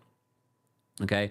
She also accused Lizzo in that video that we covered of stealing two music video ideas that she had done previously, like 3 years ago. So if you missed that, you can check that out. So yeah, so back to this whole situation with Bethenny. So Bethenny has released these two videos. She deleted one, posted that second one that I played for you guys. But there are a lot of people that are saying, "I can't stand her. I can't stand her." I know Kate Chastain. Hold on. Do I have that tweet that Kate posted? Kate Chastain has entered the chat. She posted on her social media. Hold on, where can I put this? She posted this on her social media. And you know we love Kate. Kate says, I can't wait to watch the Netflix documentary about the exploitation of Skinny Girl. You know, Skinny Girl is Bethenny Frankel's brand. Here's the thing. Kate is also an employee of Bravo, NBC Universal. She has a new show. We just talked about it last week coming out with Captain Lee. So I get where she's coming from. But I implore you, Kate, this conversation that Bethenny is having, Kate's been a part of this network for over a decade as well. And she doesn't get any residuals for Below Deck. I forgot who was, it was Chef Rachel that came out and said, she's like, "Can you believe some of these shows make way more than us on Below Deck, and Below Deck is the #1 show on the network." So a lot of these things that Bethenny, that you may not like, that she's bringing up, are going to benefit some of you that are still on the network and have been on the network for a very long time. We're not just talking about people that are just getting into the reality space or will get into the reality space later, but this will help you, Kate, as well.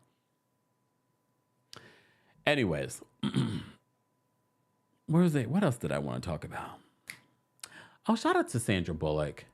We posted a quick TikTok and Reels yesterday. Sandra Bullock, her longtime partner, Brian Randall, she lost him. He had a private battle with ALS for 3 years. He was only 57 years old.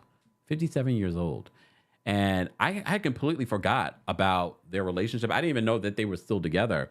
But she had done, I think in 2021, the Red Table Talk with Jada Pinkett Smith, which is now canceled. She had done that and had talked about their relationship. And the way she talked about that relationship, it was like, wow.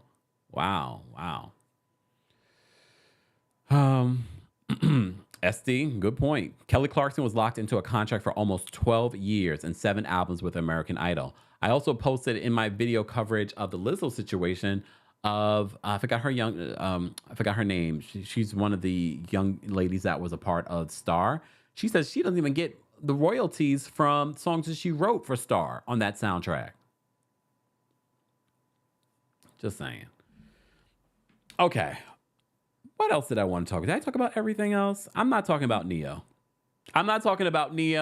And for those that don't know, I'll just give you a quick synopsis. Neo did a podcast, was talking about trans kids and their parents and that whole situation. Then his publicist released an apology the next day. Then he went on social media and says, "I don't apologize."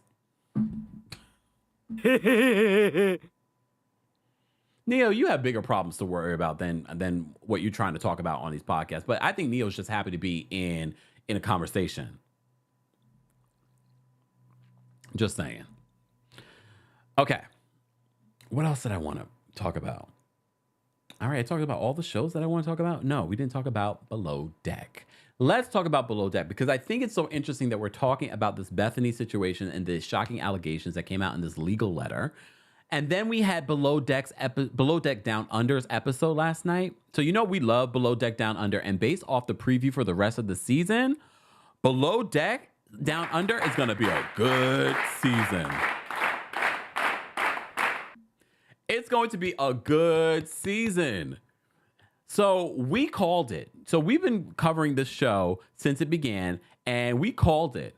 We said something about the way that Luke had been forcing himself on Margot. And I think Margot was okay with flirtation and things like that, but she kept on telling him, you know, I don't want to go there with people that I work with, blah, blah, blah, blah. But these folks, when they get drunk, they are a mess. Like, they're so silly to watch. Like, this entire crew. Well, this last episode, first of all, why are we getting 2 hours of Below Deck? I love this show, but if I'm going to recap it, it's hard for me, along with 90 Day Fiancé, that's already like an hour and a half without commercials. 2 hours. I was like, damn, this episode is still on? Anyways.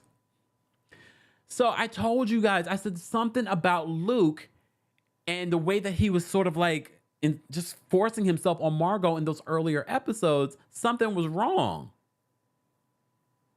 So Sonia, come on now. I knew this was going to come back to haunt me. Sonia says, I know Kemp stands for Laura, but I'm glad she's gone. No, come on. I only liked Laura because we found out she was a Taurus, and I thought she was funny in the beginning. I thought she was funny. Laura can go too. I'm okay with Laura going. Bye, Laura. Because Laura became problematic in this episode too. For those that didn't watch Below Deck Down Under, spoiler alert. All right, so, you know, last week Laura hooked up with Luke. And then she got really, like, obsessed with him. She really wanted him. This week, she became obsessed with Adam. You know, our Brooklyn boy, Adam, who's just there to kind of elevate his career. He's focused on that. He was getting seasick this week. Damn, for someone that works on boats, getting seasick, you would never know. But, you know, you just never know. So she was, like, forcing herself on him. Laura, she was forcing herself on him. Like, it was uncomfortable to watch. And I'm so glad by the end of this episode that Laura was fired, too. Because I felt like what she was doing was inappropriate as well. Okay? I felt like what she was doing was very inappropriate. If anything, I feel like Laura was worse than Luke. Because she was doing this when she was sober. And he kept on telling her, I'm uncomfortable. And that's the thing with guys. I feel as if guys, if they are being sexually harassed, they don't want to say anything because it makes them look weak or whatever it may be. He didn't want to say anything to Captain Jason. He didn't want to say anything to Captain Jason. And he did because they pointed it out. And shout out to Aisha, too. Aisha, because she had been in a situation like this before where she was actually essayed, she noticed something and she was like, I'm going to make sure that she's okay, that Margot was okay, because they had been out drinking and Luke was getting very flirtatious with her. So the power went out. The power went out on this yacht. And when it went out, Luke decided in his towel to go into bed with Margot, who was basically very, very, very drunk, unconscious. And luckily the producers ran in and it's like, Luke, you can't do that. Luke, get out. Luke, you can't do that. Luckily. So we had that incident. And Aisha's just like, when she finds out what he did, she's like, oh my, she's like triggered. She's really upset about it. She gets very emotional. She wakes Captain Jason up to let him know. Captain Jason's is like, no, this is not good. So Captain Jason kicks Luke off the yacht and sends him to a hotel. He decides the next day that he's going to terminate Luke's employment. Laura would have been fine. Laura would have been fine if Laura had kept her mouth shut. But you know what Laura did? Laura decided to, she's like, oh, I'm so upset that Luke is, getting fired. And he should have came to my room. I would have gave him that nookie. I'm paraphrasing, obviously. And she's saying this, she's not saying this to other crew members. She's saying this to the victim in this situation. And literally, and I hope people that watch this because there's so many people in the comment section that love to shame victims that come out years later. Did you see the process that was going through Margot's mind? She blamed herself for being drunk. Nothing happened, but she went to that whole. I was like, I hope more people watch this and see the trauma that Margot is going through in this moment. But the fact that Laura was justifying making these jokes, and she was saying it to Margot. It's not like she was saying it to, I mean, it would have been even worse if she said it to Aisha, because Aisha actually went through an essay situation too. So but if she had said it to maybe one of the guys, she probably would have gotten away with it. But she kept on saying it to Margot, which was like, what are you doing? It almost felt like she was doing it on purpose. It felt like she was doing it on purpose.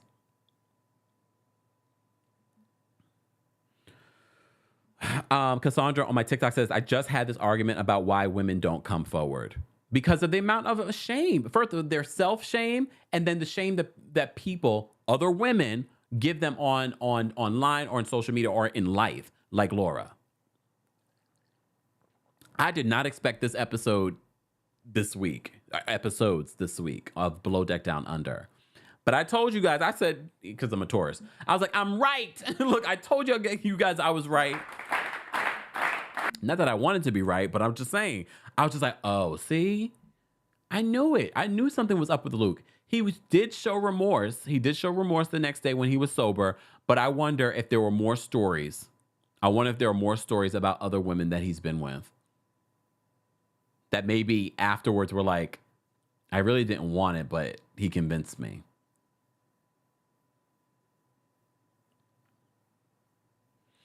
Haley says, it was very weird how she kept on saying it to me. It was so strange. Like, I mean, she was already a little bit of a strange person, but I was like, oh, I kind of like this for the show. She's entertaining. She's funny, but it's not funny when we're talking about something serious. There's time and place. Let me see. Fallon says, hold on. Fallon says, as someone who has been a victim of SA, people saying what they would have done or how they would have handled the situation does not help the victim. We are always second guessing ourselves. And we literally see Margot having this moment. And I'm so glad that Aisha and, I can't pronounce her name. The chef, how they rallied around her and supported her. And bye, Laura. Look, I liked you for a hot second, but bye. Goodbye. They made the right decision, but it was interesting getting this episode this week after we just had last week, Bravo and NBC Universal being accused of what they're being accused of. It was interesting. Okay. Exactly. She kept on harping on it. It was ridiculous. Poppy, thank you so much for the super chat. Poppy says, whoa, wait, why is she so mad? I'm confused. Poppy, I'm not sure which who you were referring to in this particular comment. Oh, in regards to Bethenny, maybe? Zarina, is that right? So Zarina? Look, the rest of Below Deck Down Under, they showed a preview for the rest of the season. I was like, I am in. This season of Below Deck Down Under looks good. So they have to get a replacement bosun because poor Tolver? Yeah, poor thing. Culver? What's his name? Damn, I can't remember his name. Poor thing. He can't be a bosun. So he's just a lead deckhand. So he's helping out. Culver. Thank you. Why can't I think of his name? Culver. So they're going to bring on a new bosun and they're going to bring on a new second stew. The season looks good. Jay says we need a below deck Montgomery brawl. You know what? I can't stand you right now, Jay. What? I can't stand you. Okay. All right. I've been talking for, guys, an hour and 40 minutes. All right. So I'm going to drop the call-in link for the general audience. And once general audience, let's get to 600 likes. I'll drop it for you. If you're a member of the channel, I'm going to drop the call-in link for you. Let me do that now.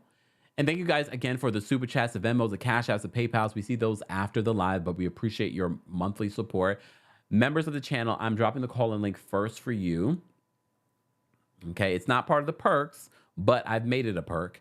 But to become a member of the channel, head on over to teamkempire.com/join. You can already hear it in my voice. I'm already losing my voice from all the talking that we did. Tuesday Takeover is not an easy undertaking. As you already know, we do a lot of TV watching, a lot of research, gathering of stories, bringing the visual parts of this for you guys. TikTok, we're going to be ending the live here, but if you want to continue to hear our callers, head on over to YouTube. You can also watch us on TikTok, Twitch, and you can also watch us on Facebook, the Kempire on Facebook, or Kempire Daily on Facebook. Okay. Oh, hold on. Z says, Kempire, I was at the DC show the second night. Let me give you all the tea.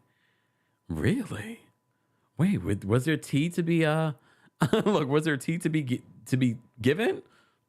What else happened? There were quite a few well-known people there, including Vice President Kamala Harris. And who else was there? The Obamas were there as well. I mean, I wasn't, but you know, it is what it is. It is what it is. All right. All right. So I dropped the call-in link for members, and I'm going to drop the call-in link next for the live chat once we get to that. Hold on. Let me do this. Let me end the live. Thank you guys for everyone watching on TikTok. Thank you guys for the gifts. Thank you for tapping your screens. Let's get to 10,000 likes and I'll end the live. We're almost at 10,000. Let's get to 10,000 likes. Come on, TikTok. Keep tapping. All right. Let me take a sip of water. Thank you guys for 10,000 likes on TikTok. I appreciate you guys. Be sure to check out the video that I just posted on Ciara. And of course, don't forget to like, comment, subscribe. See you guys later on TikTok. All right. All right. Let me see. All right. Let me put up my caller and my disclaimer. All right. Callers, again, you will have a minute to share your thoughts. I will set the timer for that. Please respect the timer so that we're able to get to everyone. And please also respect the channel by not using profanity, no derogatory comments, no comments on people's bodies, things. All right. Just saying. All right. Let me just put up my disclaimer. There we go. All right. All right. And if you're a member of the channel, I've already dropped the call-in link for members. All right. We're going to bring up Amy first. Hold on. Amy, what's going on? Oh my God. Hey, Mariah. Hey, what's going on? How are you? I'm good. So, I was at the August 6th Beyonce concert because it was actually my birthday. Oh, happy belated. I know, right? I had a good time, but it was awful too. All that rain. I got soaked so bad. It was really bad. It wasn't little. It was like, even though you're watching the videos and you see her with the rain, it was pouring. And we were out there just trying to celebrate. I left early. Oh. I'm being honest. Oh, wait a minute. I love Beyonce. Listen, I love Beyonce, but I was like, I'm gonna get sick. So actually, because it was just unorganized altogether. It was so many people in there. There were not enough security guards. People were pushing through. They were pushing people out. People who had VIP seats were standing outside, being rained on. They wouldn't let them in. It was several people that passed out. People that were arrested. It was bad. It was really, really bad. But the thing is that I did stay till after Blue. Blue came out for a second because the August 5th concert, she came out in blue, right? She came out for us, but it was like brief. She came out and did that beginning of the dance, but she didn't, because it was so wet on the floor. I would assume Beyonce was being a mom and was like, no, she's not walking down that ramp. So she did like the little part where she like does the little feet thing, and then she walked out, and we were like, what's going on? But then I was like, I get it as a mother. It was just too dangerous. Yeah. But after that, I wasn't the only one. I left. You weren't the only one? That was... It was a bunch of old folks like myself, because I'm 42. And we were all like, because it was so late. The concert was supposed to start at 8 and it started at 10. Oh. So, yes, because they had us shelter in place. And it was just really, really, really bad. So when we left, like when I was leaving, I seen several people just like leaving out, trying to catch the metro because the metro closes at 12. So they did extend it, but it was a lot. And then I came home and I had to go to work, but I was in so much pain the next day. But I love Beyonce. Okay, I do too, but this is what I'm trying to avoid. No, I would tell you, listen, if you are not for that action, if you don't have those floor seats or you don't have like a private, because there's people who were in the suites where they were not being rained on. I'm sure they had an amazing time, but people like myself, my whole outfit, I have never been in the summer rain since I was like 9. And you know how you purposely do that when you run outside and just get wet? Yes. It was that wet. And I was like, what is this? This is ghetto. But I had a good time. I'm glad you told us though about your experience. Have a nice one, y'all. You too. Take care. See why this is what I'm trying to avoid. Like it's no hate towards Beyonce. I would love to see Beyonce. Maybe I just need to spring for the box seats. How much are those? Okay, and those are probably sold out anyway. All right, Norma's backstage. We're gonna bring up Norma next. What's going on, Norma? Hello, happy Lionsgate, everyone. Yes. Make your intentions. This is the biggest portal of the year, so think positive things. I want to start off by saying that I do respect Bethenny for all that she's done for Puerto Rico. I just wanted to clarify something. When I say that she's the wrong messenger, not that she's the wrong messenger, because if someone should speak, it should be her because she knows.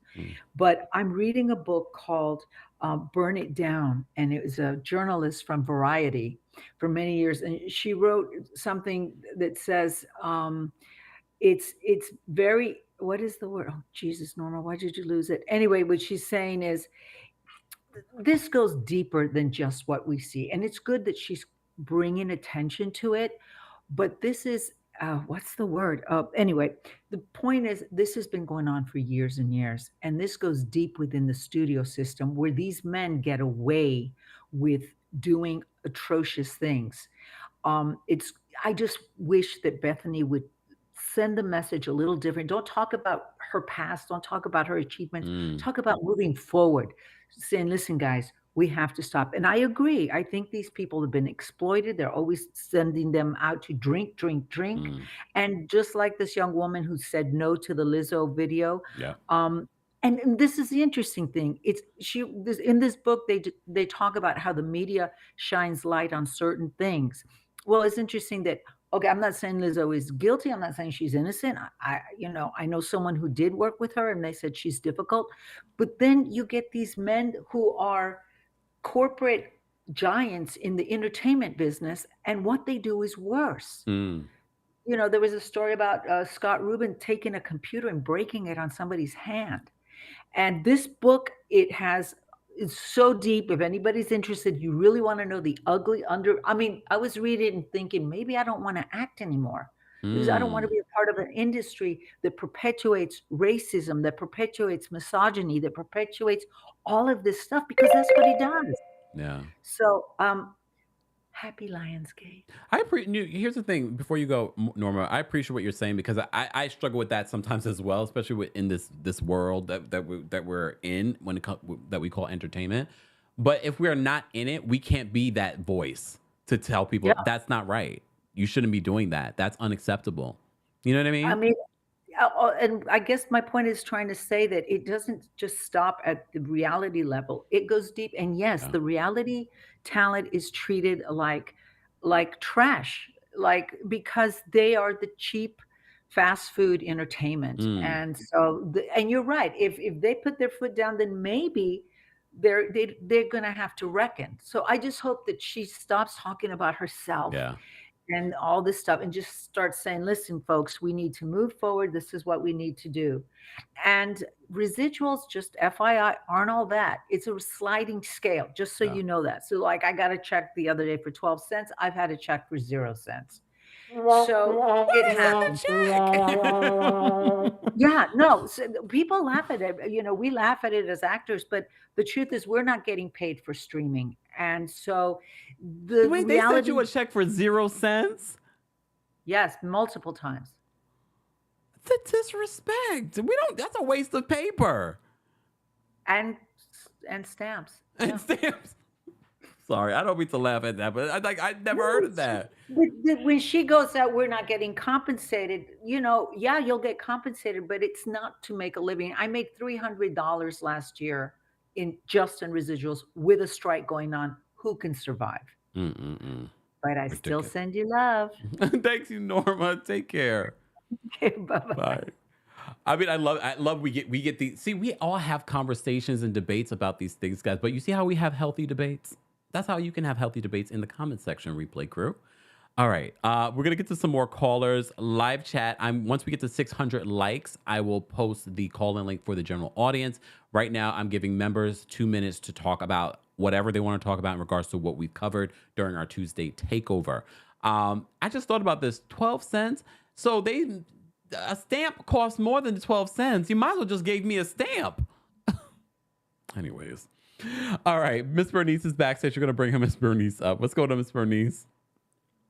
Hey, Kempire. What up, though? What up, though? What's going on? What I got to say? There's so many things. Like, let me get to the point. You need to watch on Netflix, Survival of the Thickest. I did. Oh, you did? You liked it? Yes, and we talked about it last week. Yes, I can't wait for season 2. Yes, I know. I forgot. And the other HD good home shows is Married to Real Estate with Egypt Sherrod. That's good. Yes. And Bargain Block about 2 Detroit guys who's taking the house on each block and redoing it and doing it, and they reselling it. It is good. And what is that on? It is so good. It's on HGTV. Oh, okay. Yeah, that's good. Other than that, Bethenny, she got the right approach, but she should go back and include everything that Nene said is valid now. What you talking about? Just include the people who already started this stuff, and nobody would have said anything. Yeah. But you said Black Lives Matters and all that great stuff, but Nene already brought this all up. Give her credit. That's all I'm saying. Other than that, Margot was wrong with Drew, because it's unfortunate that so many women would use the shortcut and go to do plastic surgery instead of going to the gym, and then they get a complication or they get an infection and they're not here anymore. That's the only thing that I fought Marlo for that. No, let her. She's going through the process of going through divorce, and she's a nervous eater. I understand that. After she go through her divorce, and then she go to the gym and stuff, and she work on her body and work on her self-esteem, boom, you come back. Stop using plastic surgery for a quick fix when it doesn't work, when you're not in the mindset for it. That's all I'm saying. All right. Other than that, you have a good day. You too. Take care, Miss Bernice, and thanks for the recommendations. Bye-bye. Bye. A lot of you said Bargain Block is good. Okay. I'm going to have to add that to my list. I love an HGTV. I haven't even gotten back into my HGTV. I've been so hooked on what's going on Netflix. Satra, I'm going to bring you up next. What's going on, Satra? It doesn't work. You're not Satra? in the mindset. Satra? There we go. Satra, what's going on? Why can't I hear you, Satra? Satra, there might be a delay. So maybe drop out and call back in. Right now, we're taking callers from our members. Guys, to become a member of the channel, head on over to teamkempire.com/join. We're going to bring up Tyler next. Hey, Tyler. Hi. So I wanted to speak on 2 things. First, like Marlo's comment, I don't think that she was trying to is how Drew took it, being the actress that she is. However, I do know how that will make someone feel. I am actually a person who got a BBL and 360 lipo. That does not change anything. After you get it, you realize the same men, women, whoever you date, are still going to go after the people with your old shape, new shape, different shape, whatever. So it's not going to change anything. You have to work within. So that's that. As far as Bethenny Frankel and her in this lawsuit, I do like it. And I do agree that people need to kind of consider some of the things Nene said. But I also feel like Nene needs to. The only part about Nene that I wish that she would have done was taken a little bit of accountability and maybe spoke on some of the things that she was going through that made her act like that. I think it wouldn't be such a divide on if we should be on her side and if we shouldn't, because granted, I get your husband had cancer. We did not know that Bryson was battling drug addiction. All that stuff was going on, and you probably had such an ego to try to mask it. I can get that, but I wish that she would have been like, look, I was a B on TV, but I was going through A, B, C, and D, and this is why this was happening. And I'm sure some of them knew that behind the scenes, and she felt like they didn't support her. That would have been better received. Last but not least, Lizzo, I'm torn in that situation because I want to believe the women, and of course I do believe them, and you can't tell anyone how to feel, but I do get a vibe of feeling like I wasn't picked for certain things, so I want to bash her because some of the things that they were saying, it was like, are you just the angry person that got fired, or did you really feel this way? So I'm torn with it because it's like Lizzo does an amazing job of hiding that she's like that. An amazing job. But that's all. Thank you, Tyler, for calling in. All right. We're going to bring up Dewan next. Guys, if you're just joining us, we're taking callers from our members first, and then I will drop the call-in link once we get to 600 likes. This is our Tuesday Takeover where we cover a variety of reality TV news, and pop culture news. So we've been talking about Lizzo. We've been talking about the Montgomery RiverFront Brawl. We've been talking about 90 Day Fiancé, The Other Way, Before the 90 Days, the UK. What else did we talk? We talked about Hack My Home on Netflix. We will be posting the timestamps a little bit after the live for the replay crew. But like I said, I think it's worth listening to from beginning to end. Okay? All right, let's bring up Dewan next. What's going on, Dewan? Hey, what's up, Kempire? Hey. I just quickly, I agree with pretty much everything everybody else is saying, especially in regards to the whole Marlo thing. I mean, everybody made fun of the whole segment when they went to the Drop It With Drew facility.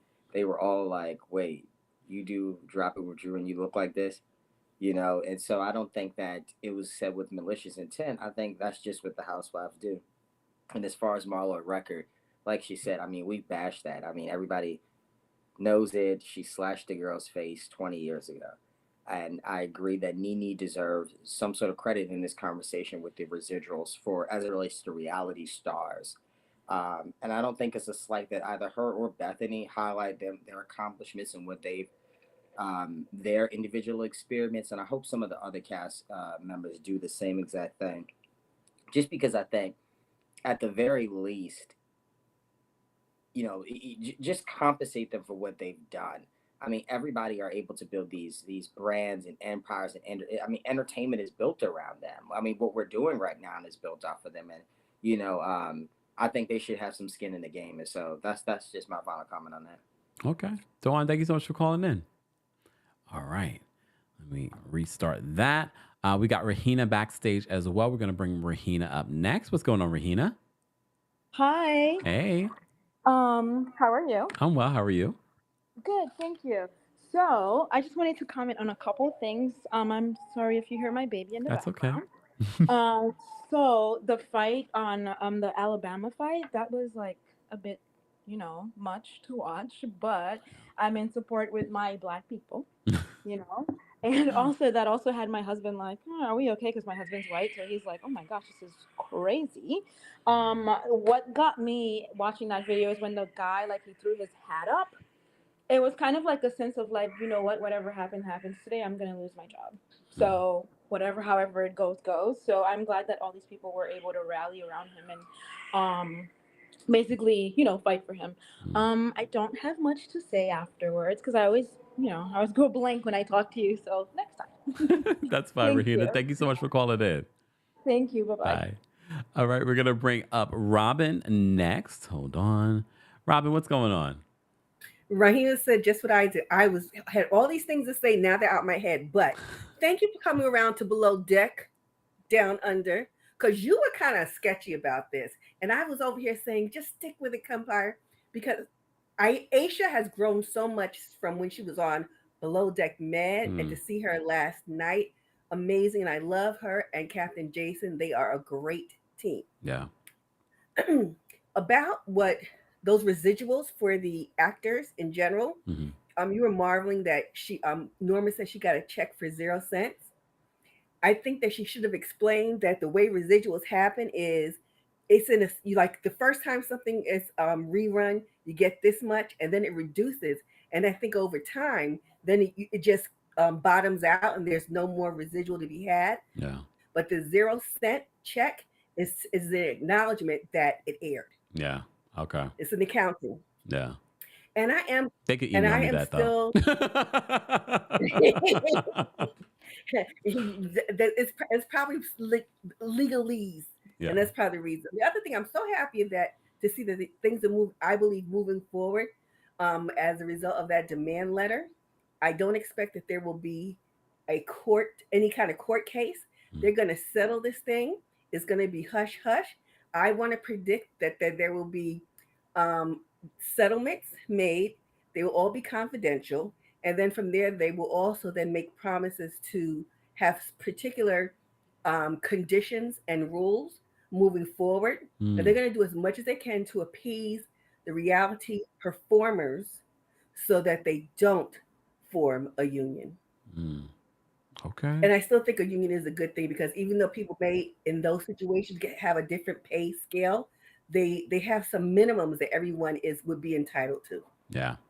Miss L, and I was with Alabama, by the way.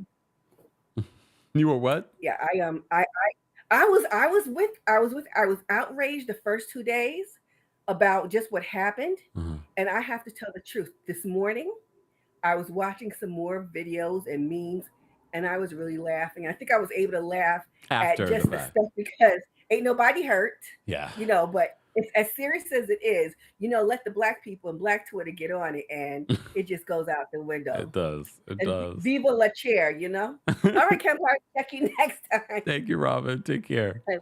All right, guys. We're gonna take some more callers.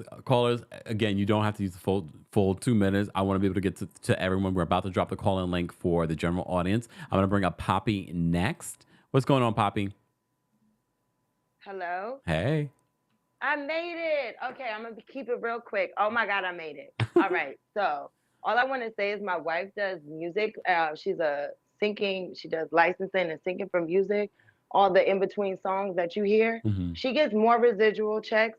The money she receives is way bigger than what these reality stars are receiving, what these actors are receiving. It's ridiculous. Yeah. Like, it is absolutely ridiculous. And she's received checks for $0.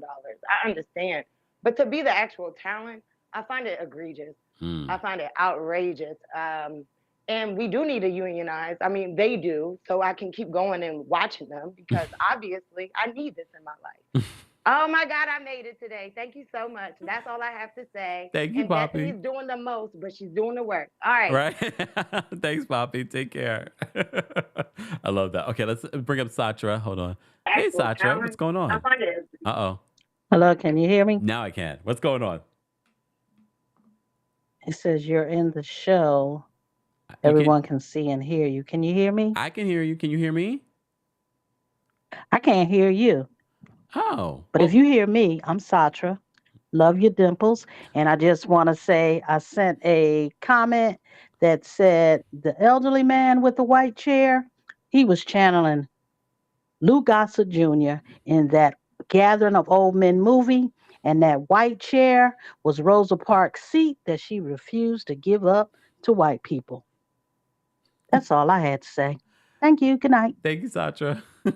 I'll tell you all the jokes and the memes and the things that you guys have said about this whole Montgomery Brawl situation. I mean, I'm glad we can take a very serious situation and make light of it because sometimes you need to because trust me, there's some underlying pain that exists under what we were watching. All right, so let me get to some more callers. I'm going to bring up Regina next. Hold on. Hey, Regina. Hey, Kempire. I am back. I'm so excited. I just came off of a week-long cruise, and I am happy. Yes, I'm living my best life. Good for you. Anyway, what I was saying, I saw Below Deck last night, and I was like, oh, my goodness. I feel like Laura kind of got off easy.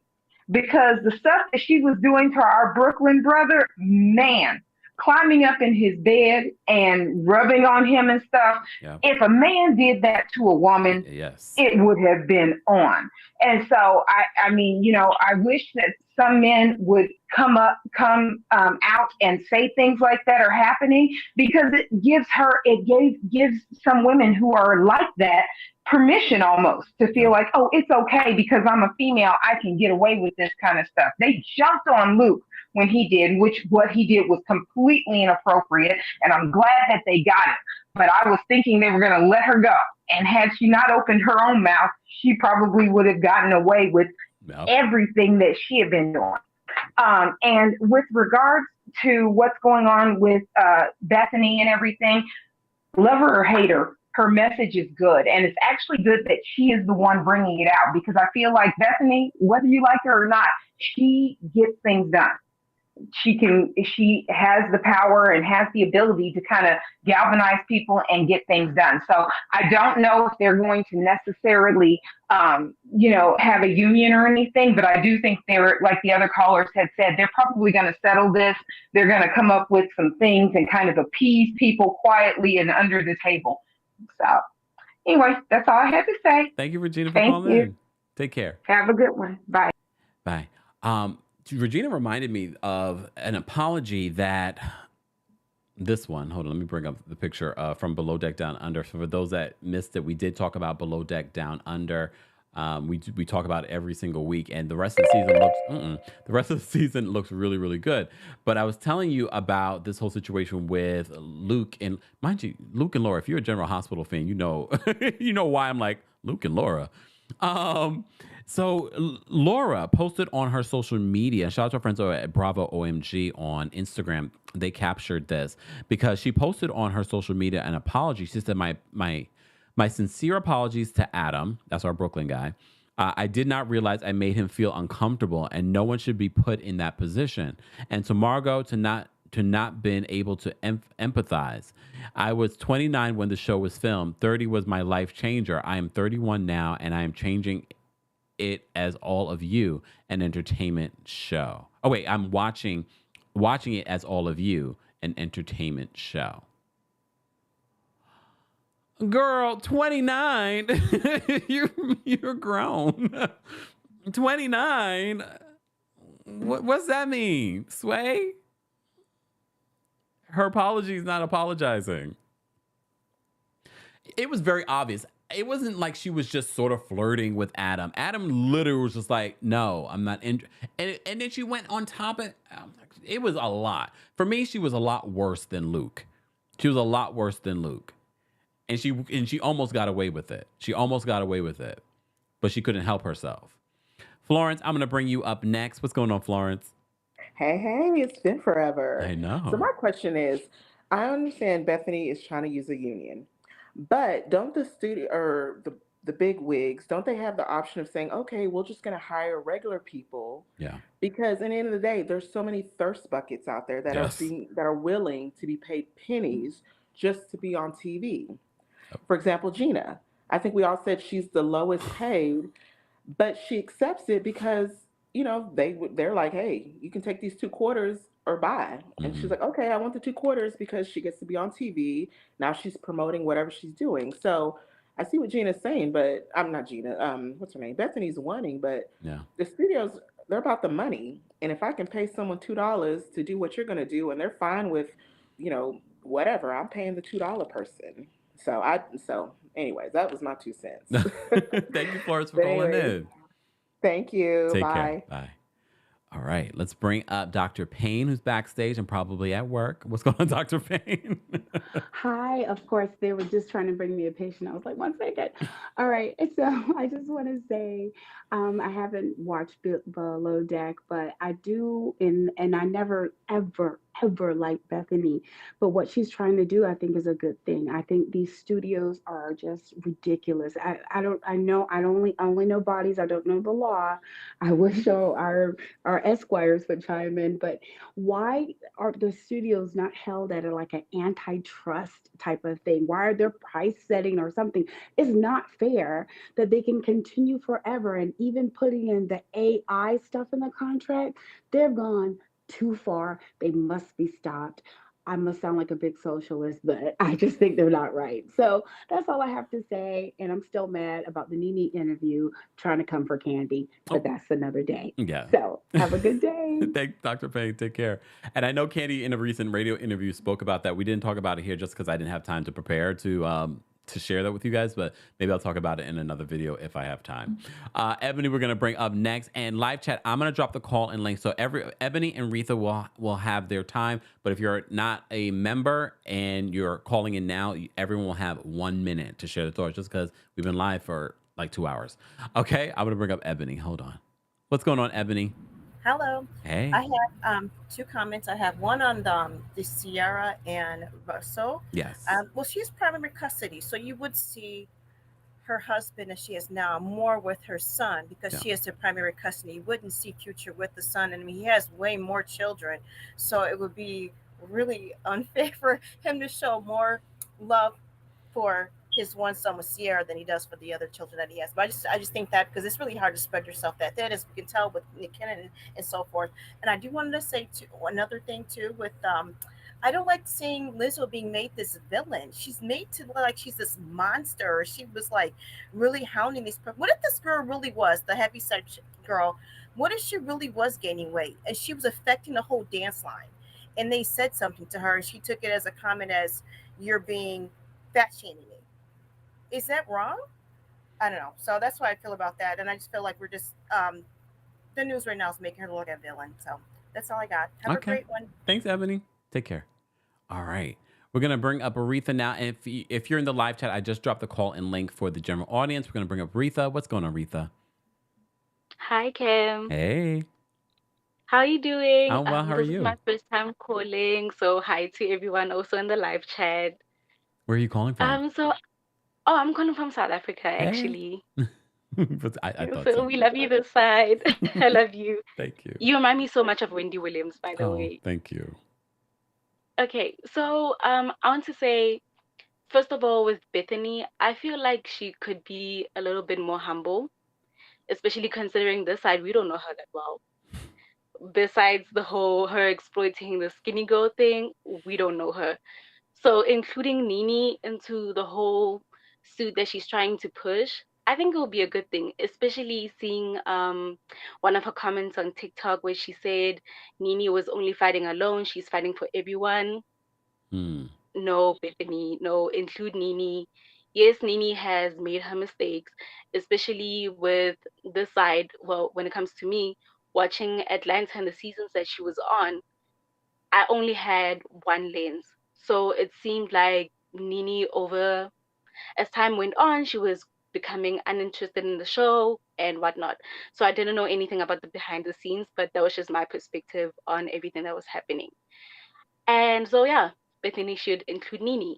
And when it comes to Lizzo, I am still speechless. Oh. Whiplash. Yeah. Last person I've ever expected anything about her. Just wow. But anyway, thank you so much. I love you, Kempire. Thank you so much, Retha. Take care. Have a good day. Okay. Let's bring up Darion next. Hold on. Guys, if you're just joining us, be sure to like the video. We have almost 1,000 people watching on YouTube alone. Some of you are watching on Facebook, Twitch, and Twitter. Be sure to like us there, follow us there as well. Don't forget, new merchandise is now available on thehouseofkempire.com. Head on over to thekempire.com and click the shop button so you can check out our new merchandise. All right, we're going to bring up Darion. Hold on, right? Any relation to House of Darion? I mean, possibly. How are you doing, Kim? Oh, well, how are you? I'm doing pretty good. So I just had Wait, Darion, because I want people to be able to hear you. Do you have headphones on? yeah, should I take them out? Yeah, because sometimes it doesn't work well with this thing. Let's see. Can you hear me better now? Say it again. Can you hear me? Now, perfect. Okay. What are your thoughts? Okay, so as far as the whole Drew and Marlo situation, as dramatic as both of them are being behind, I guess that's what we love about the Housewives.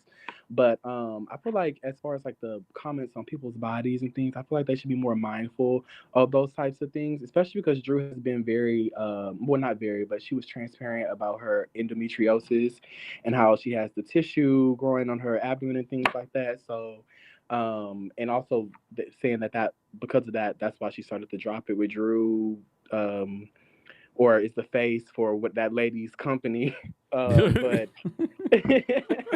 the face for that lady's company. But I feel like in regards to that, I feel like they should just tread lightly with the body comments and things like that, because of course you never know what really know what people are going through.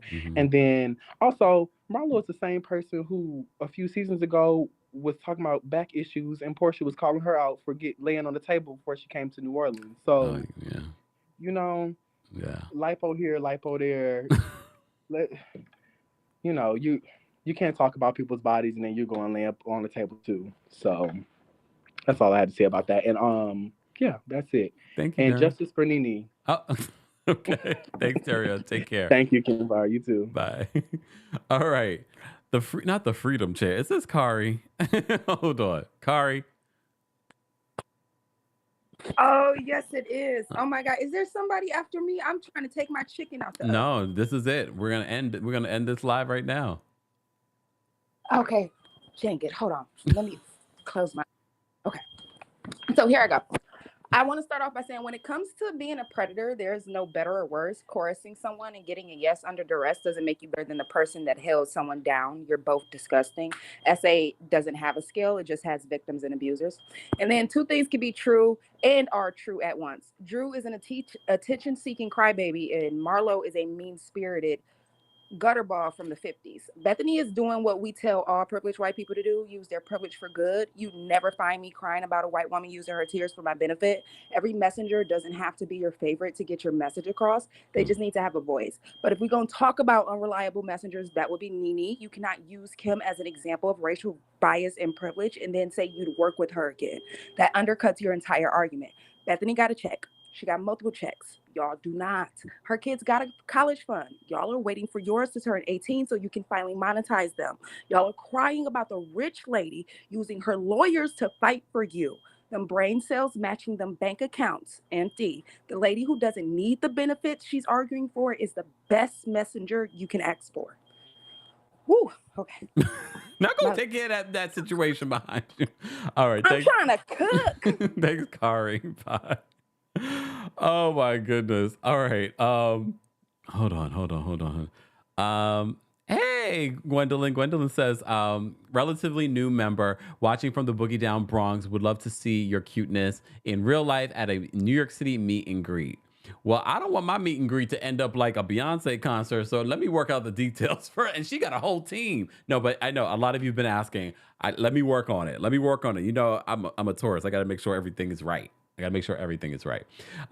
Breezy, thank you so much for the super sticker. We appreciate you supporting the channel. Thank you. Rahina, thank you so much for the super chat. Rahina says, definitely will start watching Below Deck now.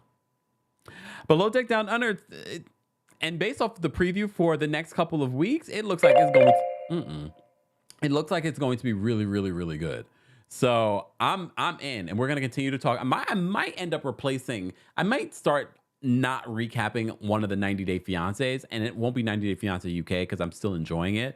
So it's just a lot to cover, a lot to watch. So I'm trying to watch it all, and I only have a couple of days in order to watch it all because that's when it's available. So I might not be able to watch and recap all of the 90 Day Fiancé stuff. It's just too much. It's too much.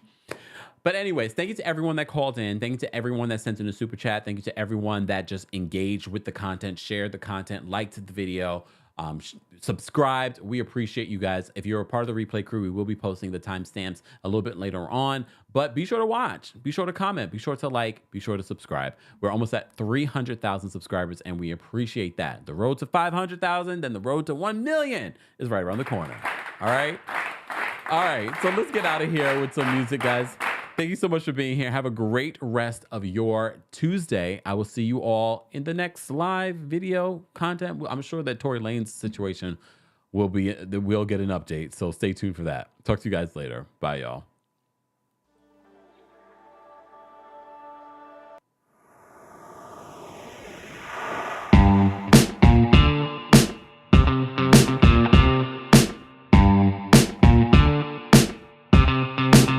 Say, feel that bass. We gon' shake up this place. Say, pick up that pace. Yeah, we got no time to waste. Everybody say, feel that bass. Yeah, we gon' shake up this place. Pick up that pace. Yeah, we got no time to waste. Say, dreams to chase. Yeah, we ain't losing this race. Say, we got faith. We know what it's gonna take. Ain't nobody gotta do for me what I do when I do it so beautifully. All I gotta stay is true to me. Yeah, stay winning is a mood to me. Hey, ain't nobody gotta do for me. Yep, what I do when I do it so beautifully. All I gotta stay is true to me. Say what? Stay winning is a mood to me.